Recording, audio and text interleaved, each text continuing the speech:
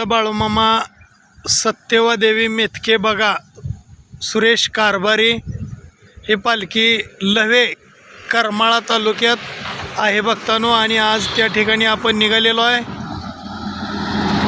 मामांच्या जीवनचरित्रावर प्रवचन विक्रम सूर्यकांत जगताप मेजर यांचा आहे आणि त्या ठिकाणी आता आपण निघालेलो आहे या फोर व्हीलरमध्ये पप्पू चव्हाण करकम यांच्या गाडीमध्ये। बोला जय बाळूमामा जय। बाळूमामा तुमचं डोळा भरला रूप पाहिला,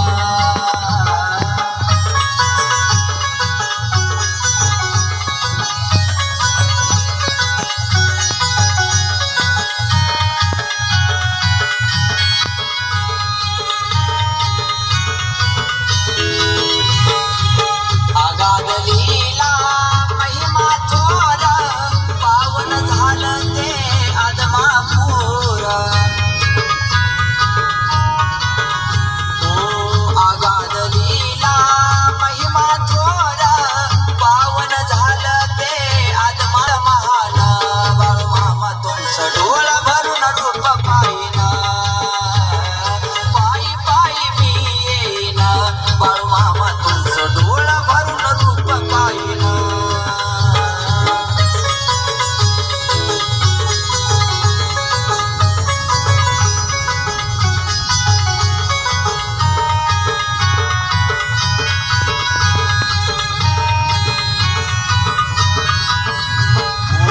जगदीश बोले रूप पाहुनी, रूपी कृष्णा देई मार्ग दावोनी।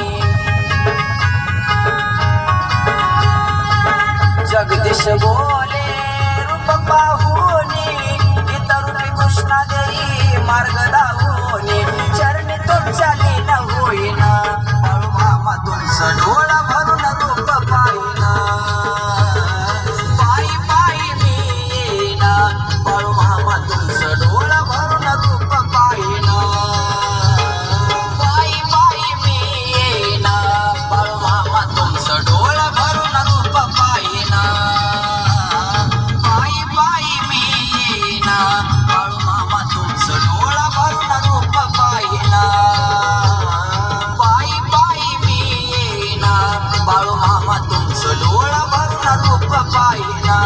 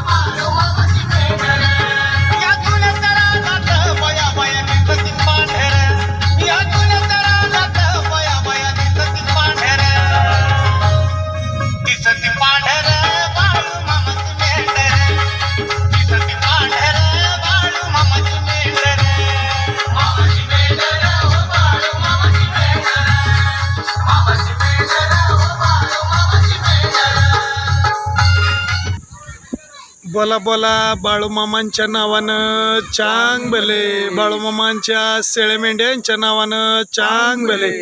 जय बाळूमामा जय बाळूमामा। आपण श्री संत बाळूमामा सत्यवादेवी मेथके बघा या ठिकाणी आज आलेलो आहे भक्तांनो। आणि ही पालखी ज्यांच्या शेतामध्ये आहे असे त्या शेतमालकाचे नाव आहे विलास दिगंबर पाटील लव्हे, तालुका करमाळा, जिल्हा सोलापूर असा पत्ता आहे भक्तांनो। आणि आपण या ठिकाणी आलेलो आहे आता विक्रम सूर्यकांत जगताप मेजरचं हे आगमन झालेलं आहे। थोड्याच वेळात मामांच्या जीवनचरित्राला सुरुवात होणार आहे। बोला जय बाळूमामा जय बाळूमामा। माझं नाव कृष्णा पंढरीनाथ शेंबडे लव्हे। नव्हे जय बाळूमामा. तुमचं नाव सांगा. गुलाबराव संभाजी मोठे लवे. लवे. जय बाळूमामा. आपलं नाव सांगा. नवनाथ मच्छर लवेच. जय बाळूमामा. भूमिका साकारलेले महाराष्ट्रातील एक नामांकित संगीत प्रवचन कथाकार बाळूमामांचे सेवक मेजर विक्रम सूर्यकांत जगताप यांची या ठिकाणी सुश्राव्य असे संगीत प्रवचन सेवा संपन्न होत आहे. तरी आपल्या गावातील सर्व भाई भक्तांनी पंचक्रोशीत भाई भक्तांनी या संगीत प्रवचन सेवेचा अवश्य लाभ घ्यावा ही नम्र विनंती.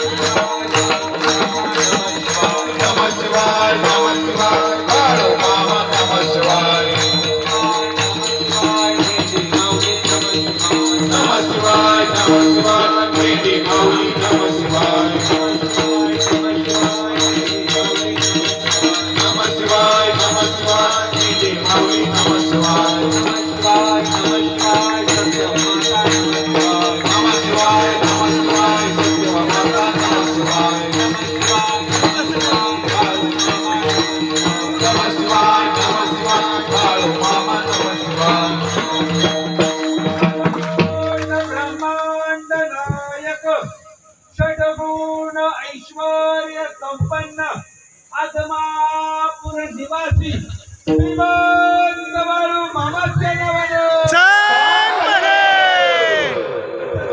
मातेच्या नावानं छान बरे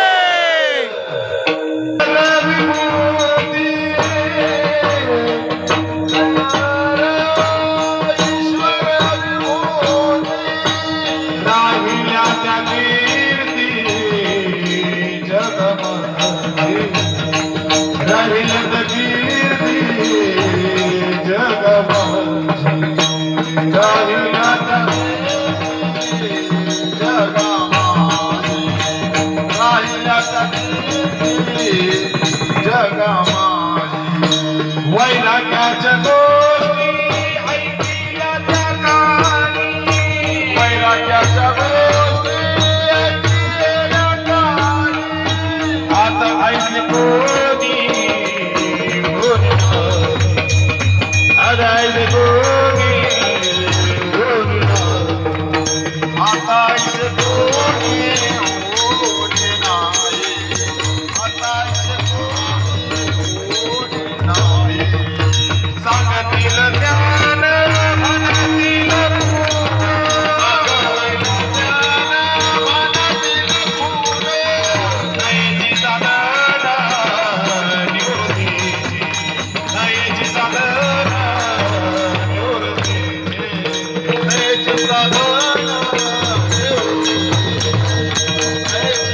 करतील अर्थ सांगतील परमार्थ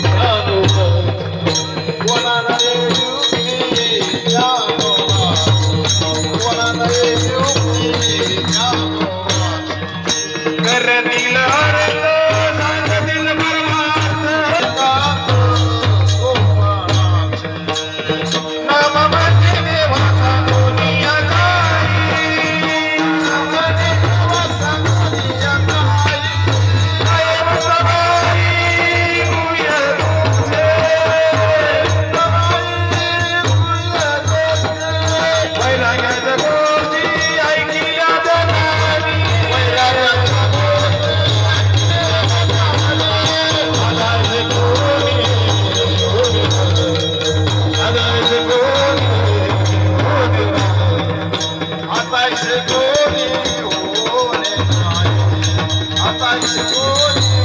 वैराग्याच्या हरि विठोबार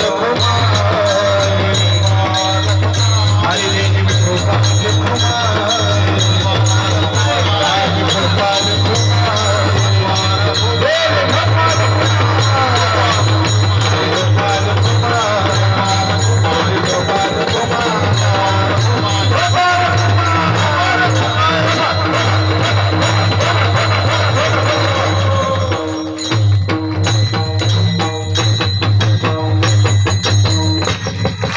हरे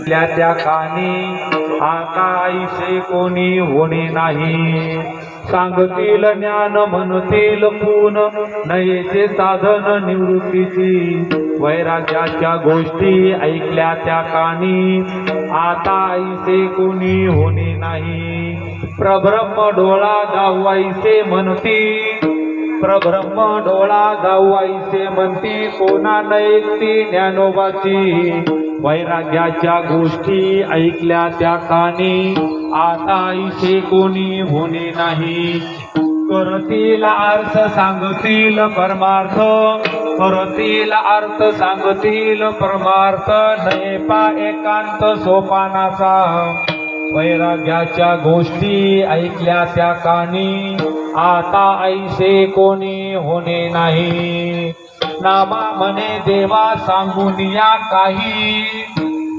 नामा म्हणे देवा सांगून या काही नये मुक्ताबाई गुह्य तुझे वैराग्याच्या गोष्टी ऐकल्या त्या कानी आता ऐसे कोणी होणे नाही ओम नमोजी सद्गुरु बाळू मामा माझिया नाथा आपल्या चरणी माथा माझा वचन ऐकावे कमलापती माझिया रंकाची विनंती कर जोडितो कथे काळी आपण असावे जवळी बाळू मामा आलो शरण मी तुमच्या पाया बाळू मामा आलो शरण मी तुमच्या पाया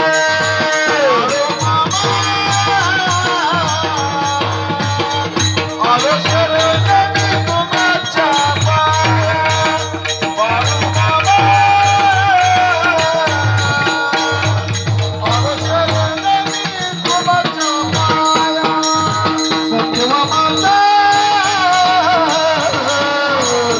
आलो शरण मी तुमच्या पाया सत्यवा माता आलो शरण मी तुमच्या पाया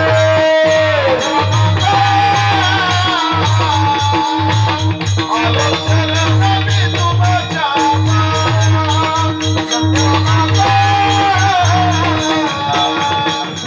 आलो शरण मी तुमच्या आता बापुराला फक्त जगपती भजना मध्ये बाळू मामा रमती बापुराला भक्त जगपती भजना मध्ये बाळू मामा रमती इतके गावाला भक्त जगपती सत्यवा माता भजना मध्ये रमती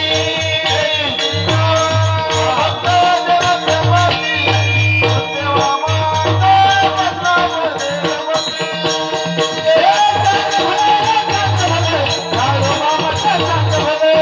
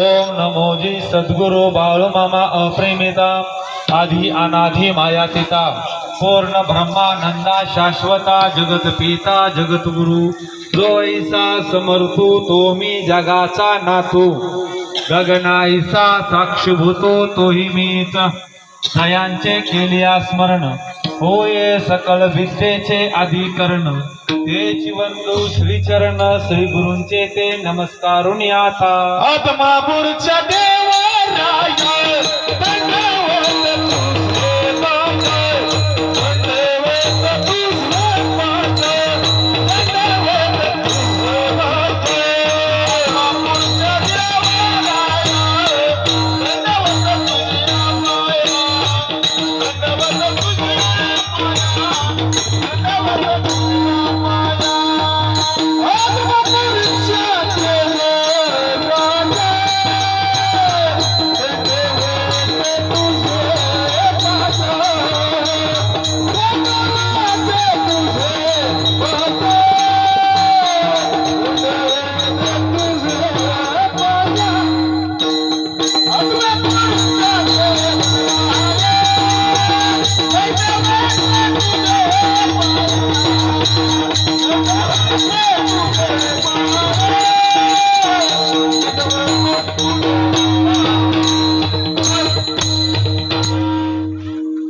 आदमापूरच्या देवराया दंडवत तुझिया पाया गुरुर ब्रह्मा गुरुर विष्णू गुरुर देव महेश्वरा गुरुर साक्षात परब्रह्म तस्मै श्री गुरुवे नमः कैलास राणा शिवचंद्र मोळी फणींद्र माथा मुकटे जाळी कारुण्य सिंधू भव दुःख हरी तुझवीन शंभो मज कोण काळी कैलासचा देवा भोळा चक्रवर्ती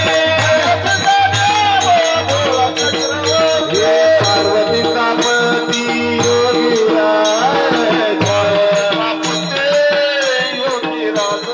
पार्वतीचा पती योगीराज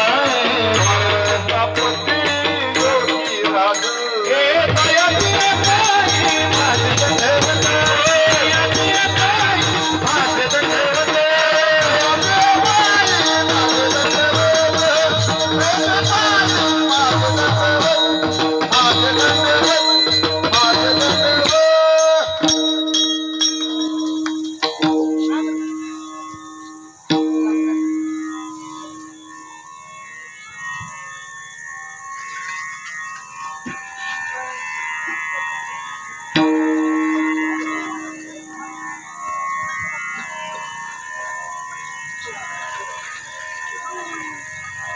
टाळ्या वाजवा बघताना.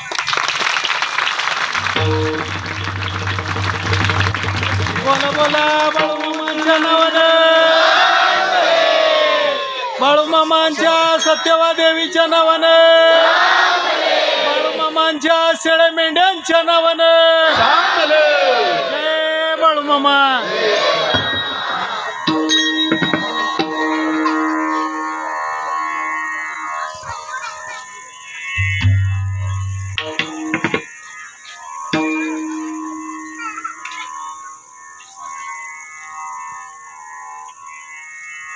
गेले दिगंबर ईश्वरी होती राहिल्या त्या कीर्ती जगा माझी वैराग्याच्या गोष्टी ऐकल्या त्या कानी आता ऐसे कोणी होणे नाही. प्रसूत प्रसंग प्राप्त प्रसंग. जगाचा मालक ब्रह्मांड नायक आदमापूर निवासी श्रीमंत बाळूमामा आणि जगाची माय आदिशक्ती आदिमाया आई सत्यवा माता मुख्या साधू संतांचा दिंडी सोहळा घेऊन या तुमच्या लवे गावाच्या पुण्यवान आणि पवित्र भूमीमध्ये साक्षात देव भगवंत शिवशंकर काशी विश्वेश्वर आणि आदिशक्ती आदिमाया या ठिकाणी अवतरले. 74 वर्षाची भ्रमंती माझ्या देवानं केली. देवाचा विवाह आई सत्यवा मातेशी झाला. पण या वैवाहिक जीवनामध्ये या जगाच्या मालकानं आणि या जगाच्या माईनं स्वतःचा परपंच केला नाही. या जगदुनियाला दाखवायला ताटातूट झाली आणि जगाचा परपंच करत राहिली. पण या कलियुगामध्ये दोन्हीही समाधिस्थ झाल्यानंतर तुमचा आमचा परपंच निहाळायला आई बाप बनून तुमच्या गावापर्यंत मामा आई सत्यवा मातेला घेऊन पोचला.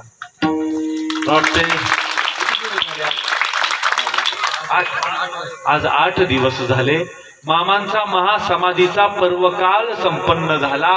22 तारखेला मामांची समाधी उत्सव समाधी 58वी पुण्यतिथी संपन्न झाली. आज मामांना समाधी घेऊन 58 वर्ष पूर्ण झाली. पुण्यतिथी संपन्न झाली. आज दुसरा दिवस आहे आणि आज मामांच्या चरविंदावरती अर्पण करण्यासाठी घेतलेला अभंग आई सत्यवा मातेच्या चरविंदावरती अर्पण करण्यासाठी घेतलेला अभंग. जगत मान्य संत देव मान्य संत संत मान्य संत अरे ज्ञान भक्ती वैराग्याची झालर जीवनाला लावली. वारकरी संप्रदायाची पताका खांद्यावरती घेतली. महाराष्ट्राच्याही बाहेर इथंही प्रांतामध्ये वारकरी संप्रदायाची पताका झेंडी फडकवली. ते पंढरीचे पांडुरंगाचे लाडके लढीवाळ भक्त नामदेव महाराजांचा चारी भावंडाचा निवृत्ती ज्ञानदेव सोपान मुक्ताबाई या चारी भावंडाचा वर्णन करणारा अभंग आजच्या सेवेसाठी घेतलेला आहे. अभंगाकडे प्रवृत्त होण्यापूर्वी अल्पसा परिहार देणं अत्यंत गरजेचं आहे. आज या पुण्यवान आणि पवित्र गावामध्ये आई सत्यवा माता आणि माझा मामा इथपर्यंत येऊन पोहोचले. 8 दिवसाची सेवा तुमच्या गावामध्ये संपन्न झाली आणि योगानं सोहळ्यामध्ये पहिलवान आहे शिवाजी त्याचा माझा संपर्क झाला. त्या तुमच्या सगळ्या आयोजकांचा संपर्क त्यांनी करून दिला आणि मला या ठिकाणी सेवा करण्याचा योग आला. तुम्हा सर्व संयोजक आयोजकाच्या चरणावरती माझा नतमस्तक आहे, साष्टांग दंडवत आहे. मामाची सगळी लेकरे तुम्हा सर्वांच्या चरणावरती नतमस्तक आहे. सुंदर अशी 7 जणांचे हरिभक्त पारायण सचिन महाराज स्वतः, हरिभक्त पारायण विठ्ठल महाराज कदम दोन्ही रत्नाच्या चरणावरती नतमस्तक. आमचा युवामृगमणी हर्षद दादाच्याही चरणावरती नतमस्तक आहे. संत श्री सद्गुरू बाळूमामा आणि आई सत्यवा माता पालखी श्री क्षेत्र मेतके या पालखीचे कारभारी आमचे अण्णा सुरेश कारभारी आमचे अण्णा तुमच्या चरणावरती माझा साष्टांग दंडवत आहे. तुमचा अधिकार मोठा आहे अण्णा, अधिकार सर्वांच्या चरणावरती नतमस्तक आहे. मस्तक आहे पायावर वारकरी संतांच्या, या वारकरी संतांच्या, या वारकरी संतांच्या. मस्तक आहे पायावरी वारकरी संतांच्या, वारकरी संतांच्या, वारकरी संतांच्या.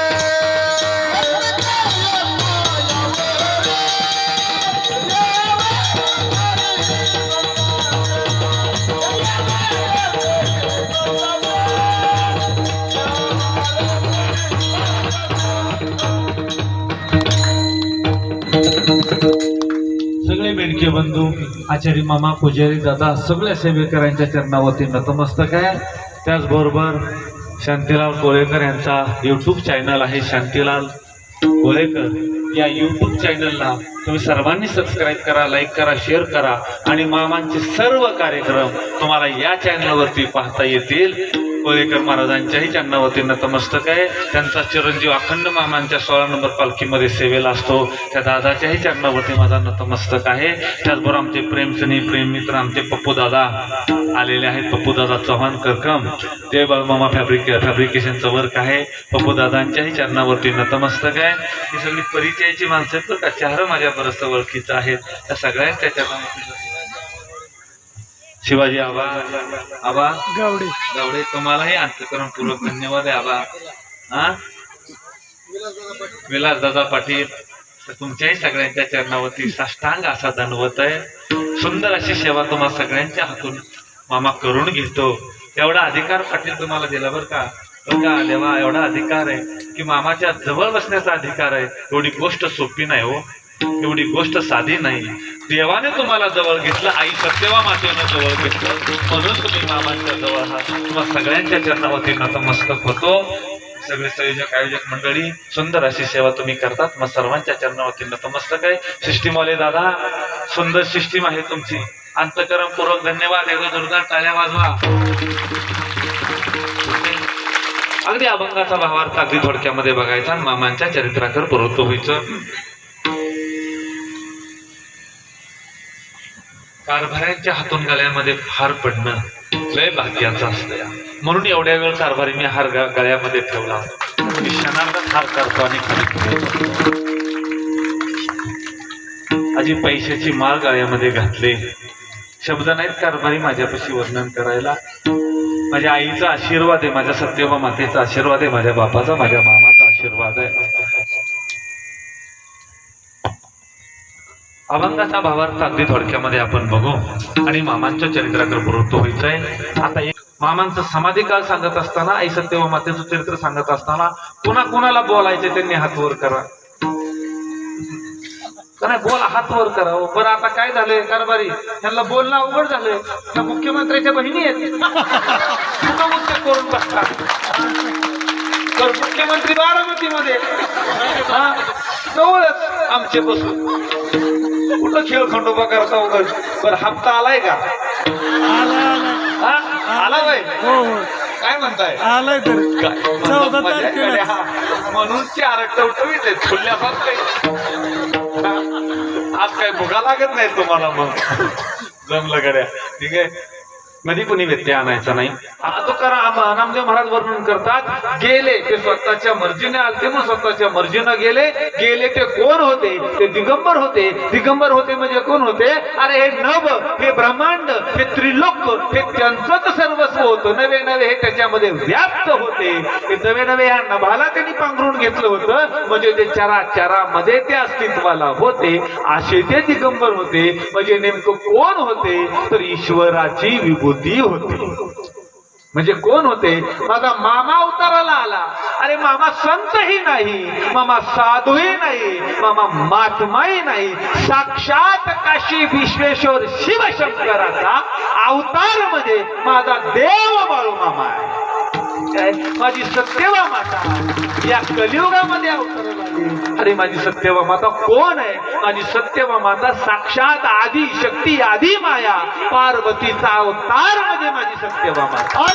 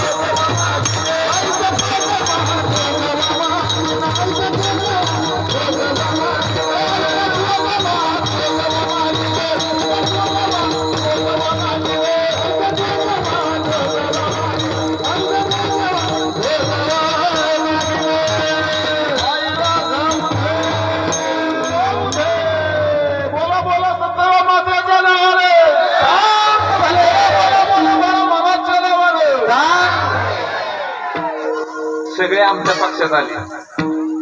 हे सगळे आता आमच्या पक्षात आले का नाही महाराज? आम्ही तुमच्याच पक्षातले. फक्त आता ताप देऊ नका मध्ये आधी आम्हाला, नाही आमचं सरकार पडायचं. काय काळजी करू नका. माझी आई माझा बाप पाठीशी काय सरकार पडतंय आता आमचं. ऐका, माझी सत्यवा माता म्हणजे साक्षात आदी शक्ती, आदी मायाचा अवतार आहे. आणि या कलियुगामध्ये धर्माची स्थापना करायला काशी विश्वेश्वर शिवशंकरानं अवतार घेतला आणि आदिशक्ती आदिमायानं अवतार घेतला.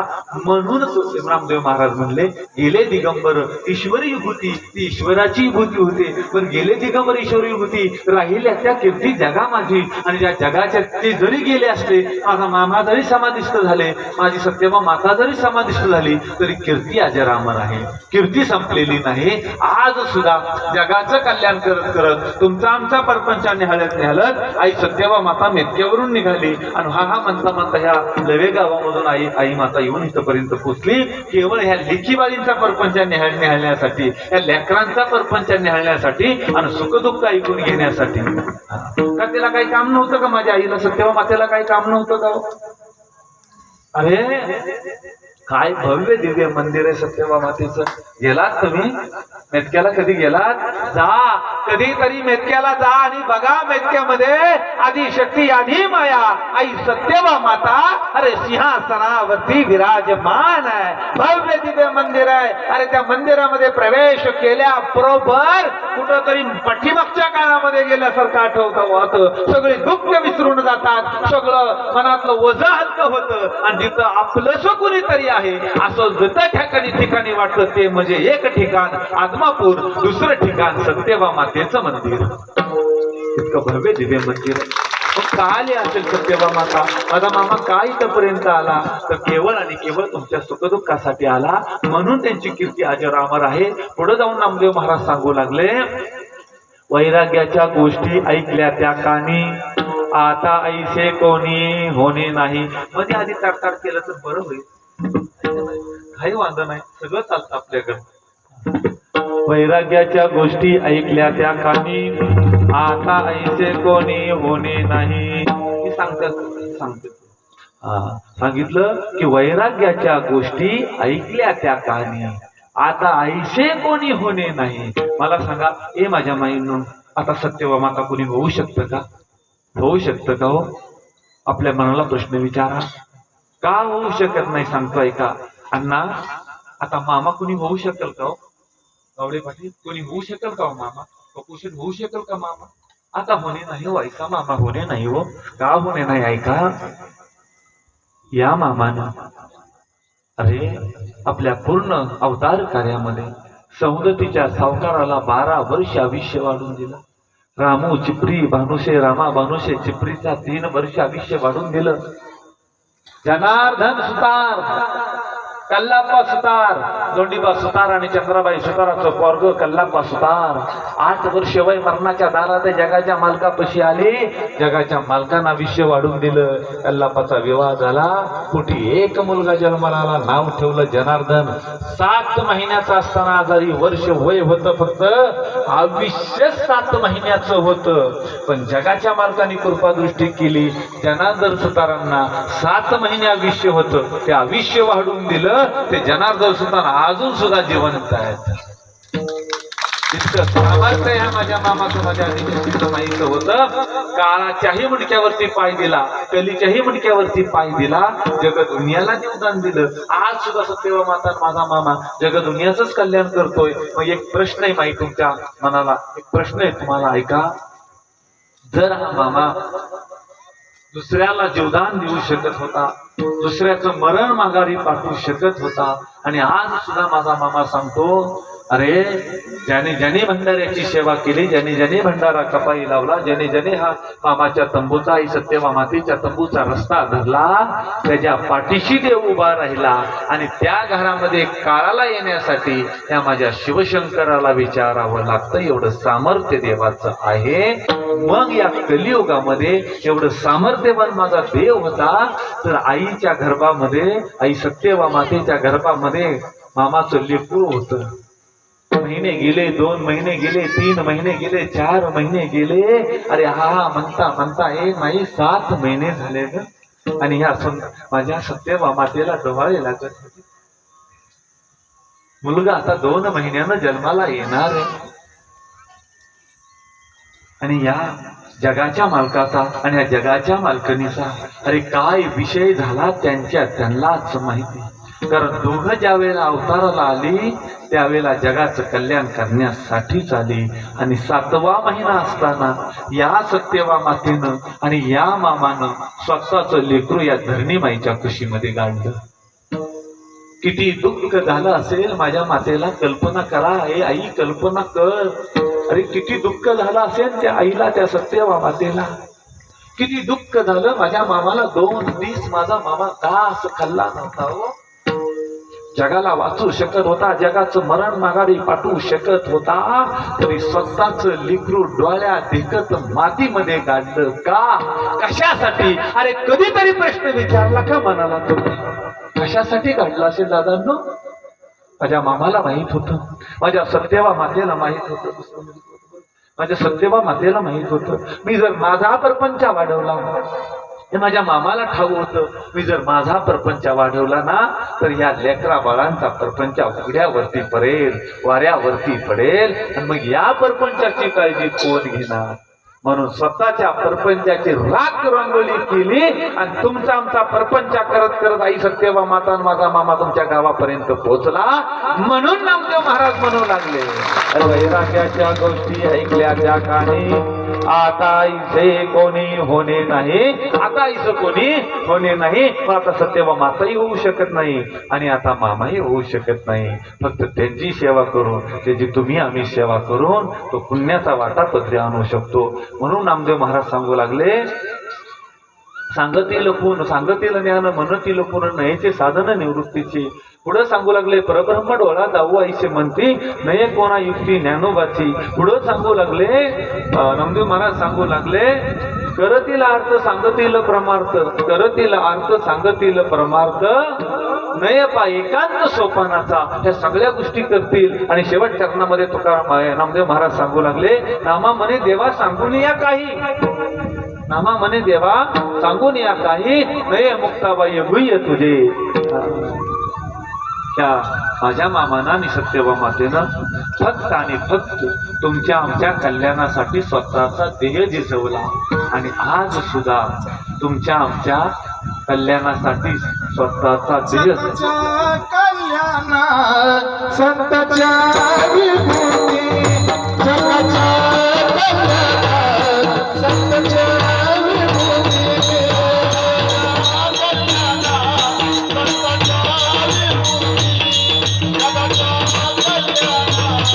संतांच्या विभूती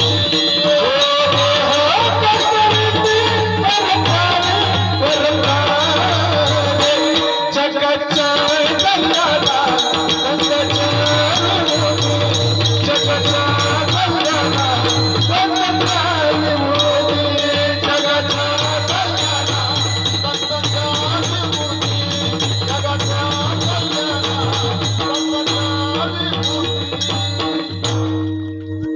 जगाच्या कल्याणा संतांच्या विभूती देह कष्ट भीती परोपकारे आणि आज सुद्धा तो स्वतः तिथून तुमचा आमचा परपंच करत करत देव इथपर्यंत पोहोचला. सुंदर अशी मिडी माऊलीची सेवा करा. काही सामर्थ्य मिडी माऊलीचं ना मामाच्या समाधी काळामध्ये मी तुम्हाला सांगून जाईल. अरे साक्षात लक्ष्मीला घेऊन देव इथपर्यंत आलाय. साक्षात लक्ष्मीला घेऊन आई सत्यवा माता इथपर्यंत आली. त्या मिडी माऊलीला गळ्यामध्ये ओटी बांधा, भरपूर चारा द्या, ती सेवा करा. या धर्म मंडपामध्ये धर्म करा. देव तुमच्यासाठी इथपर्यंत आला. ऐका, या सत्यवा मातेनं आणि मामानं अपार कष्ट सहन केलं.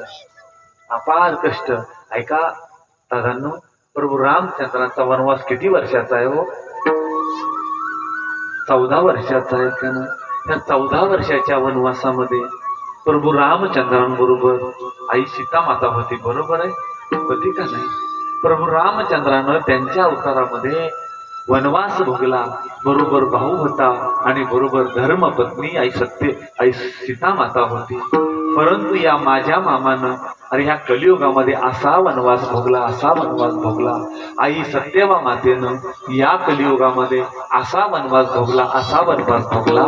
दोघांनी दोघाचं रस्तं वेगळं करून घेतलं आणि सत्यवा माता आपल्या रस्त्यानं निघाली आणि मामा आपल्या रस्त्यानं निघाला. पण जात असताना जग दुनियाला भांडणं दाखवली, जग दुनियाला दोघातलं वाद दाखवलं. पण ज्या दिवशी सत्यवा मातेला माझ्या मामानं सांगितलं तुझा रस्ता वेगळा आणि माझा रस्ता वेगळा, त्या रात्री भल्या पाठे आई सत्यवा माता आणि मामा एकामेकासमोर उभे आणि माझा देव सांगतोय, ए सत्यवा माते, या कलियुगामध्ये धर्म स्थापना करायची जबाबदारी माझ्यावरती आलेली आहे. या धर्म स्थापनेच्या कार्यामध्ये तू आदिशक्ती आदिमाया मला साह्यभूत कर आणि तू तुझ्या रस्त्यानं जा, मी माझ्या रस्त्यानं जातो. पण दोघंही आपण जनकल्याणाचं कार्य करायचं आणि दोघांनीही धर्म स्थापनेचं कार्य करायचं. हे कलियुगात तुझ्या आणि माझ्या खांद्यावरती असलेला भार आहे. त्या कलियुगामध्ये तुला मला पेलणं कर्म प्राप्त आहे, हे तुला आणि मला भोगावं लागणार आहे. आणि या जगाच्या मालकानं दोघांचं रस्तं वेगळं करून घेतलं. तुमच्या आमच्यासाठी भांडण दिसलं, पण हे जगाच्या कल्याणासाठी निवडलेलं रस्तं होतं आणि वेगवेगळी झाली. जगाचं कल्याण करत करत देव या गावावरून त्या गावावरती निघाला. चाल ऐका, म्हणूनच नामदेव महाराज म्हणले, वैराग्याच्या गोष्टी ऐकल्या त्या काने आता इथे कोणी होणे नाही, आता असं होणं शक्य नाही. आणि म्हणून सांगतात, जर तुम्हाला मुक्ती पाहिजे असेल, मोक्ष पाहिजे असेल ना, तर सोपनाचा एकांत कुठे येईल, तर मामांच्या शेळ्या मेंढ्यामध्ये आई सत्यवा मातेच्या बकऱ्यामध्ये सेवा करायला आला ना, एकांत घालतो. कुठलीच आठवण येत नाही. कितीतरी मेंढकं या ठिकाणी सेवा करायला येतात, कितीतरी माई सेवा करायला येतात, पण त्यांना घरची आठवण. कितीतरी मेंढक्यांपाशी अन्न मोबाईल नाही, कितीतरी मेंढक्यांपाशी मोबाईल नाहीत, घरी फोन सुद्धा करत नाहीत. त्यांना आता फक्त एकच कळतं, माझा मामा, माझी सत्यवा माता आणि यांची शेळ्या मेंढ्याची सेवा. ठीक आहे. आणि हा काय एकांत आला तर त्याला ज्ञान प्राप्त झालं की वृत्ती कुठेतरी निघून जाते. निवृत्तीच्या पदापर्यंत माणूस पोचतो आणि एकदा का निवृत्तीपर्यंत माणूस पोचला की मग त्याच्याशी एकरूप होणं हे कठीण राहत नाही. म्हणून नामदेव महाराज सांगू लागले, नामा म्हणे देवा सांगून या काही नय मुक्ताबाई तुझे अभंगाचा सरळ आणि साधा भावार्थ संपला. त्याचा एक विठोबा रुक्माईचं भजन होईल आणि मामांच्या चरित्राकडे परत होईल. विठोबा रुक्माई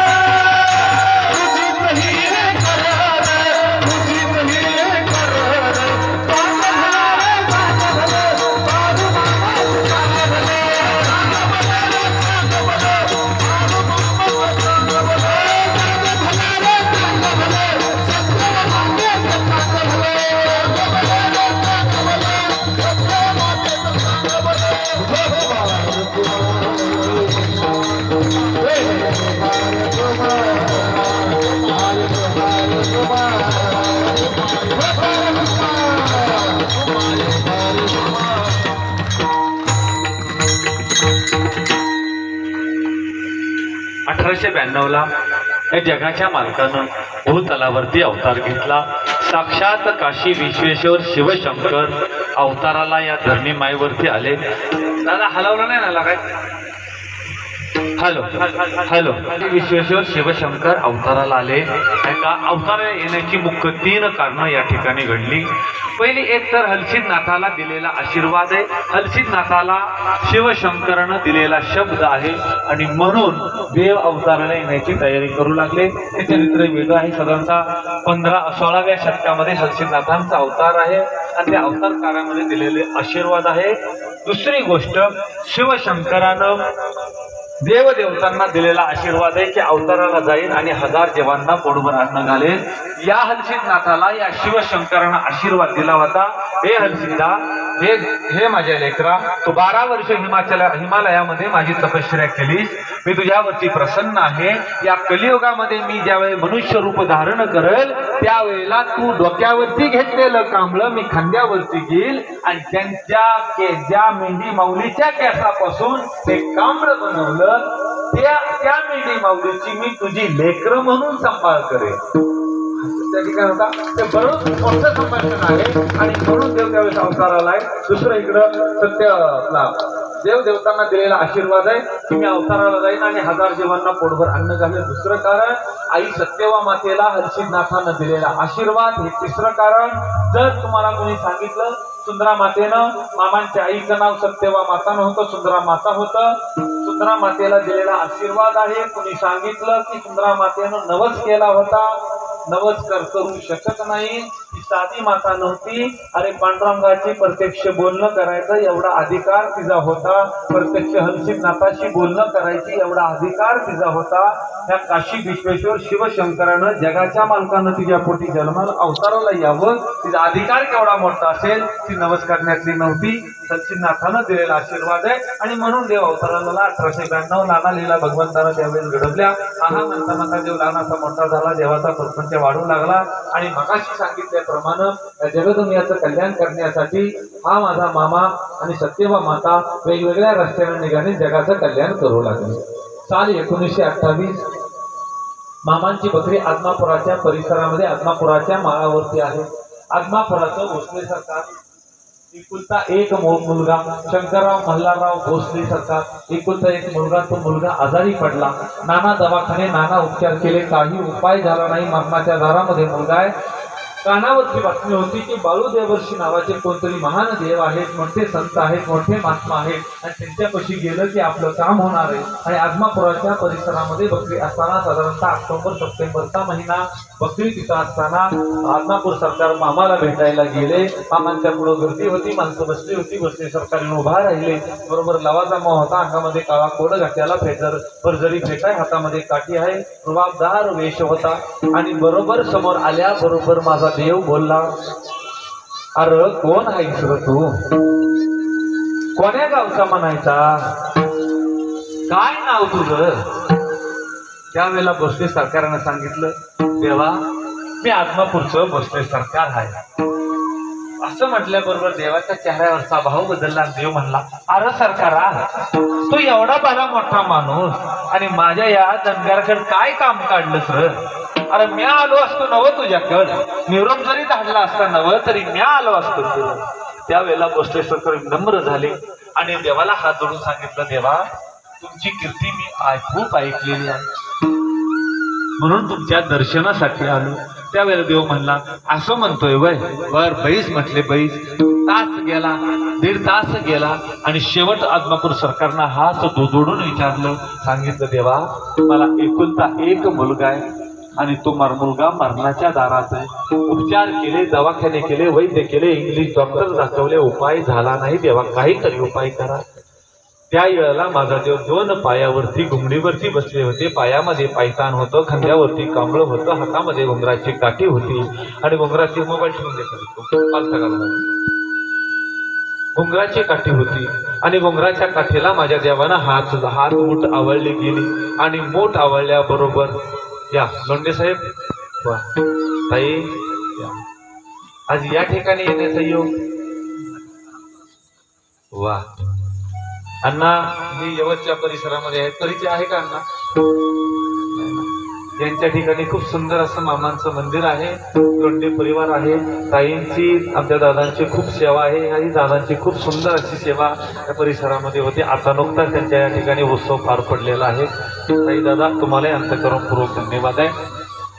आणि भोसले सरकार जेव्हा सांगितलं की हे मामा, मला माझ्या मुलाला बरं कर, माझा मुलगा मरणाच्या दारात आहे, त्या याला माझ्या देवानं आदमापूर सरकारकडे बघितलं आणि वर एकदा माझ्या देवानं ब्रह्मांडाकडे नजर टाकली आणि त्या येळेला माझा मामा बिडी ओढत होता. बिडी तोंडामध्ये होती का, कांबळ्याला हात घातला, उंगराच्या काठीला हात घातला, मायवरती आपटली. उंगराचा खळ दिशी आवाज झाला, तर कंप झाल्यासारखा वाटला. देव बोलला, हे सरकारा, अरे तुझ्या मुलाला जीवदान पाहिजे म्हणतो नव,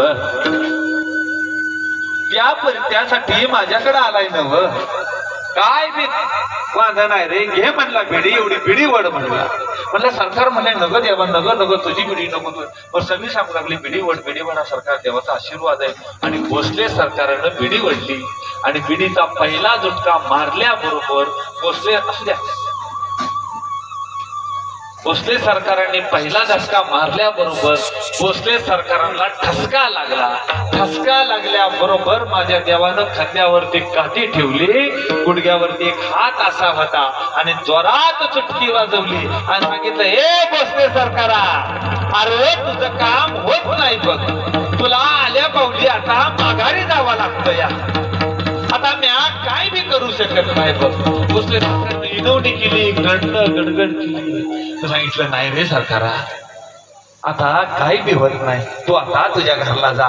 आणि 2 दिवसांनी भोसले सरकारचा मुलगा वारला, वंश संपला. अपार दुःख आहे. पण एक लक्षात आलं की या मामापाशी आलो की आपलं काम होणार आहे, आपलं कल्याणच होणार आहे. आणि त्या दिवसापासून भोसले सरकार आणि मामांचं संबंध दृढ होत गेलं. साल 1929 सप्टेंबर ऑक्टोबरचा महिना आणि मामा त्याच गावामध्ये आदमापूरमध्ये आला. पट्टणपूरची यात्रा करून देव माझा तिथपर्यंत आला. आणि मग भोसले सरकार मामापाशी आलेलं मरगुआईच्या मंदिरामध्ये सगळी होती. भोसले सरकारनं हात जोडून मामाला प्रश्न टाकला, मामा माझं काय बी मागणं तुमच्याशी नाही, पण मला एक मुलगा द्या, माझ्या वंशाला दिवा नाही, एवढं कोण सांभाळायचं. देवानं बघितलं, सांगितलं, सरकारा मुलगा पाहिजे म्हणतो नव. अरे मी कुठं नाही म्हणलं या, पर माझी एक आठ आहे, करशील नव पुरी? होय म्हणली. देवा सांगा की, ए सरकारा, ज्या येळेला म्या तुला आवाज दिल नव, त्या येळेला माझ्या हाताला धरून तू घरला नेशील नव, तर मग त्या येळेला म्या विचार करेल बघ. होय म्हणले देवा, येतो. आणि आपली त्यांची पत्नी पार्वतीबाई भोसले सरकार यांना हा मामांचा निरोप सांगितला. आणि त्याच वर्षी मामा फिरता फिरता आदमापुरामधून फिरत असताना भोसले सरकाराला आवाज दिला, भल्या पाटे, ए सरकारा, ए शंकरा, अरे कुठं आहेस रे तू? पत्नी बाहेर आली, मामा पुढे आलं होतं आणि मामाला बघितल्या बरोबर घरात गेले. भोसले सरकार आंदोलन करत सांगितलं, सरकार सरकार, धनी धनी मामा आलेत. भोसले सरकार वल्या पडद्यानिशी बाहेर आलं, मामाच्या हाताला धरलं आणि दरवाजा समोर आलं. पार्वतीबाई भोसले सरकार आल्या, मामाच्या पायावरती पाणी घातलं. त्याचा संघ पूजा वल्या पडद्यानं भल्या पाठे पूजा केली. वार सोमवारचा होता, त्या शिवशंकराची पूजा झाली. आतमध्ये घरामध्ये घेतलं, त्याचा संघ सेवा केली. आणि देव बोलला, सरकारा अरे लय काम पडलं या, बकरी खोळांब्यात आता मला जायला पाहिजे. आणि मामांनी गेले, भोसले सरकारही त्यांच्या बरोबर गेले. 29 साल गेलं, मामा काहीच बोलला नाही. साल 1930 साल मामा पुन्हा आदमापुरामध्ये. आणि जसं भोसले सरकारला कळलं की मामा आदमापुरामध्ये आल्यात, मामा भोसले सरकारच्या आळीमध्ये येत होतं. आणि सरकारला वाटलं की आता मामा आपल्या घराकडे येतात, आता मामाला घरामध्ये न्यायचं, मामाची पूजा करायची, सेवा करायची. भोसले सरकार घरामध्ये गेलं, आपल्या राणी सरकारला सांगितलं, पार्वती सरकारला सांगितलं की आवरा मामा आलेत. सगळी तयारी करायला लागले. आणि भोसले सरकार बाहेर आले, बघतात तर मामा तिथं नव्हते, मामा गायब झाले होते. मामाला वाऱ्याची गती होती. ऐका माई दादांनो, या कलियुगामध्ये माझ्या मामाचं सामर्थ्य आहे का? मामा चालताना जमिनीवर 4 बोट चालायचा. एवढं सामर्थ्य. अरे कितीही पाऊस पडू द्या, कितीही चिखल पडू द्या, मामाच्या ह्याला कधी धूळ लागत नव्हती, कधी चिखल लागत नव्हता. मामा जमीन उंट्यावर 4 बोट चालायचा. वाऱ्याची गती आहे. भोसले सरकार या गल्लीतून त्या गल्लीमध्ये आदमापूरच्या फिरत्यात. मामा सापडत नाही. कामा घुम झाला. 11 वाजले, 11:30 वाजले, 12 वाजले, मामा भेटला नाही. शेवट कळलं सुताराच्या आळीमध्ये मामा आहेत. आणि मग सुताराच्या आळीमध्ये मामा भोसले सरकार गेले. एका सुताराच्या परड्यामध्ये मामा एका लाकडाच्या वणकावरती बसला. आणि धापा टाकत भोसले सरकार तिथं आल्याबरोबर मामा म्हणला, ए सरकारा जमला वैर, लयची वाट आहे रांडाच्या, बैस म्हणले बैस. आणि भोसले सरकार बसले, हात जोडलेले आहेत. सगळ्यांच्या गप्पा देवाच्या चालल्यात. आणि त्या वेळेला माझा देव बोलला, सरकारा अरे पोर पाहिजे म्हणून माझ्या पाठी फिरतो वैर तू. तुझी केस आता मी घेतलेली आहे, काय मी काळजी करू नकस. आजपासून बरोबर 1 वर्षानं तुझ्या घरी पाळणं हलत. आणि या गोष्टीला साक्ष म्हणतील तर हे उभं झाड आणि पुढचं जाणारा रस्ता आहे. तर 1 वर्षानं तुझ्या घरी पाळणं नाही हल्लं नवं तर जगामध्ये बाळा धनगर नाव सांगणार नाही. शब्द दिला. सामर्थ्य काय आहे माझ्या देवाचं. त्या झाडाला साक्ष ठेवलं आणि निर्जीव रस्त्याला साक्ष ठेवलं. निर्जीवावरती सुद्धा सत्ता माझ्या देवानं चालवली. एवढं सामर्थ्य या कलियुगामध्ये माझ्या मामाचं आहे. आणि मग बरोबर 1 वर्षानं साल 1931 त्या भोसले सरकारांना आणि पार्वती सरकारांना एक मुलगा झाला. नाव ठेवलं बाबासाहेब भोसले सरकार. त्यांचा विवाह झाला. पत्नीचं नाव होतं हौसाबाई भोसले सरकार. आणि यांना मामांच्याच आशीर्वादानं साल 1975ला एक मुलगा झाला. नाव ठेवलं धैर्यशीर राजे भोसले सरकार. मामांच्याच आशीर्वादानं धैर्यशीर भोसले सरकारांना 2015 मध्ये मुलगा झाला. नाव ठेवलं कर्णसिंह राजे भोसले सरकार. ही परंपरा. आणि बघा 1931 सालाला देवानं केलेला उपकार पण देवानं त्याच्या बदल्यात काय केलं. 1962 सालाला भोसले सरकाराला जमीन मागितली समाधी घेण्यासाठी. 1962 पट्टणकोडलीची यात्रा संपली. 14 ऑक्टोबर साधारणतः 16-17 ऑक्टोबर 1962चा कालावधी. मामा आदमापुरामध्ये आहे. आणि आदमापुरामध्ये सकाळच्या पारी मामा त्या चौथाऱ्यावरती बसला. लिंब आणि पिंपळ एकत्र होतं. रडतं कारभारी तुम्ही बघितलं असतं ते लिंब आणि पिंपळ. नाही बघितलं मी. लिंब आणि पिंपळ एकत्र होतं. त्याला चौथारा बांधला होता, कट्टा बांधला होता, त्याला पार म्हणतात, बांधला होता. त्याच्यावर लोक बसायचे गप्पा मारायचे. असे तर गावागावामध्ये आहेत. त्या ठिकाणी मामा बसले होते. ती जागा जर तुम्हाला पाहिजे असेल तर जो हवे गेलेला आहे, हवेच्या बाजूला जी कमान आहे त्या कमानीच्या बरोबर समोरच्या बाजूला समाधान नावाचं हॉटेल आहे. ती समाधान नावाचं हॉटेल त्याच जागेवरती बांधलेलं आहे. तिथं ते झाड होतं. आणि मामा बसला होता. मामाचं पण समाधी मंदिर आहे, त्या मंदिराकडे होतं. आणि मामानं सरकारला प्रश्न विचारला, सरकार अरे हे माळ कोणाचं आहे म्हणायचं. सरकारने हात जोडणं सांगितलं, देवा हे माळ माझा आहे. काय हो देवा. काय नाही रे सरकारा, त्यातली थोडी जमीन मला देतोच काय. सरकारनं हात जोडणं सांगितलं, देवा अरे थोडी का मागतो या. अरे समधी घे, समधी तुझीच आहे. हे रांडाच्या अरे मी संन्याशी आहे, काय करू रे तुझी सगळी जमीन घेऊन. मला फक्त थोडीशी जागा दे. दिली म्हणली सरकार. आणि सरकारनं त्या दिवशी शब्द दिला 1962. ऐका 1962ला या मामानं समाधी काळाची तयारी सुरू केली. ज्या वेळेला कोलेवाडीमध्ये यात्रा संपली, मामा कर्नाटकमध्ये गेला. साल 1962 मध्ये त्याच वेळेला कर्नाटकमध्ये मारत्या नावाचं गाढव मामापाशी होतं. त्या गाढवाला मामानं भल्या सकाळी आवाज दिला, ए मारत्या. आणि ते गाढव पळत आलं. आणि देव सांगू लागला, मारत्या आता मी थकलो आहे, आता मला बकरी राखणं होत नाही. आजपासून बाळू धनगराची बकरी तू राखायची. आणि साल 1962 पासून मामानी समाधी घेतल्यानंतर सुद्धा ही मारत्या नावाचं गाढव शेवटच्या क्षणापर्यंत मामांची बकरी राखत होतं. माणसांनी बकरी राखली याच्यामध्ये नवल नाही. मामाने गाढवाला सुद्धा बकरी राखायला लावली. अरे गाढवाला बकरी राखायला लावली याच्यामध्ये नवल नाही. दगडाला सुद्धा माझ्या मामानं बकरी राखायला लावली. आपला अधिकार 1962 मामाचं वय साधारणतः 70 वर्षाचा देव माझा झाला आणि देव थकल्यासारखा झाला होता.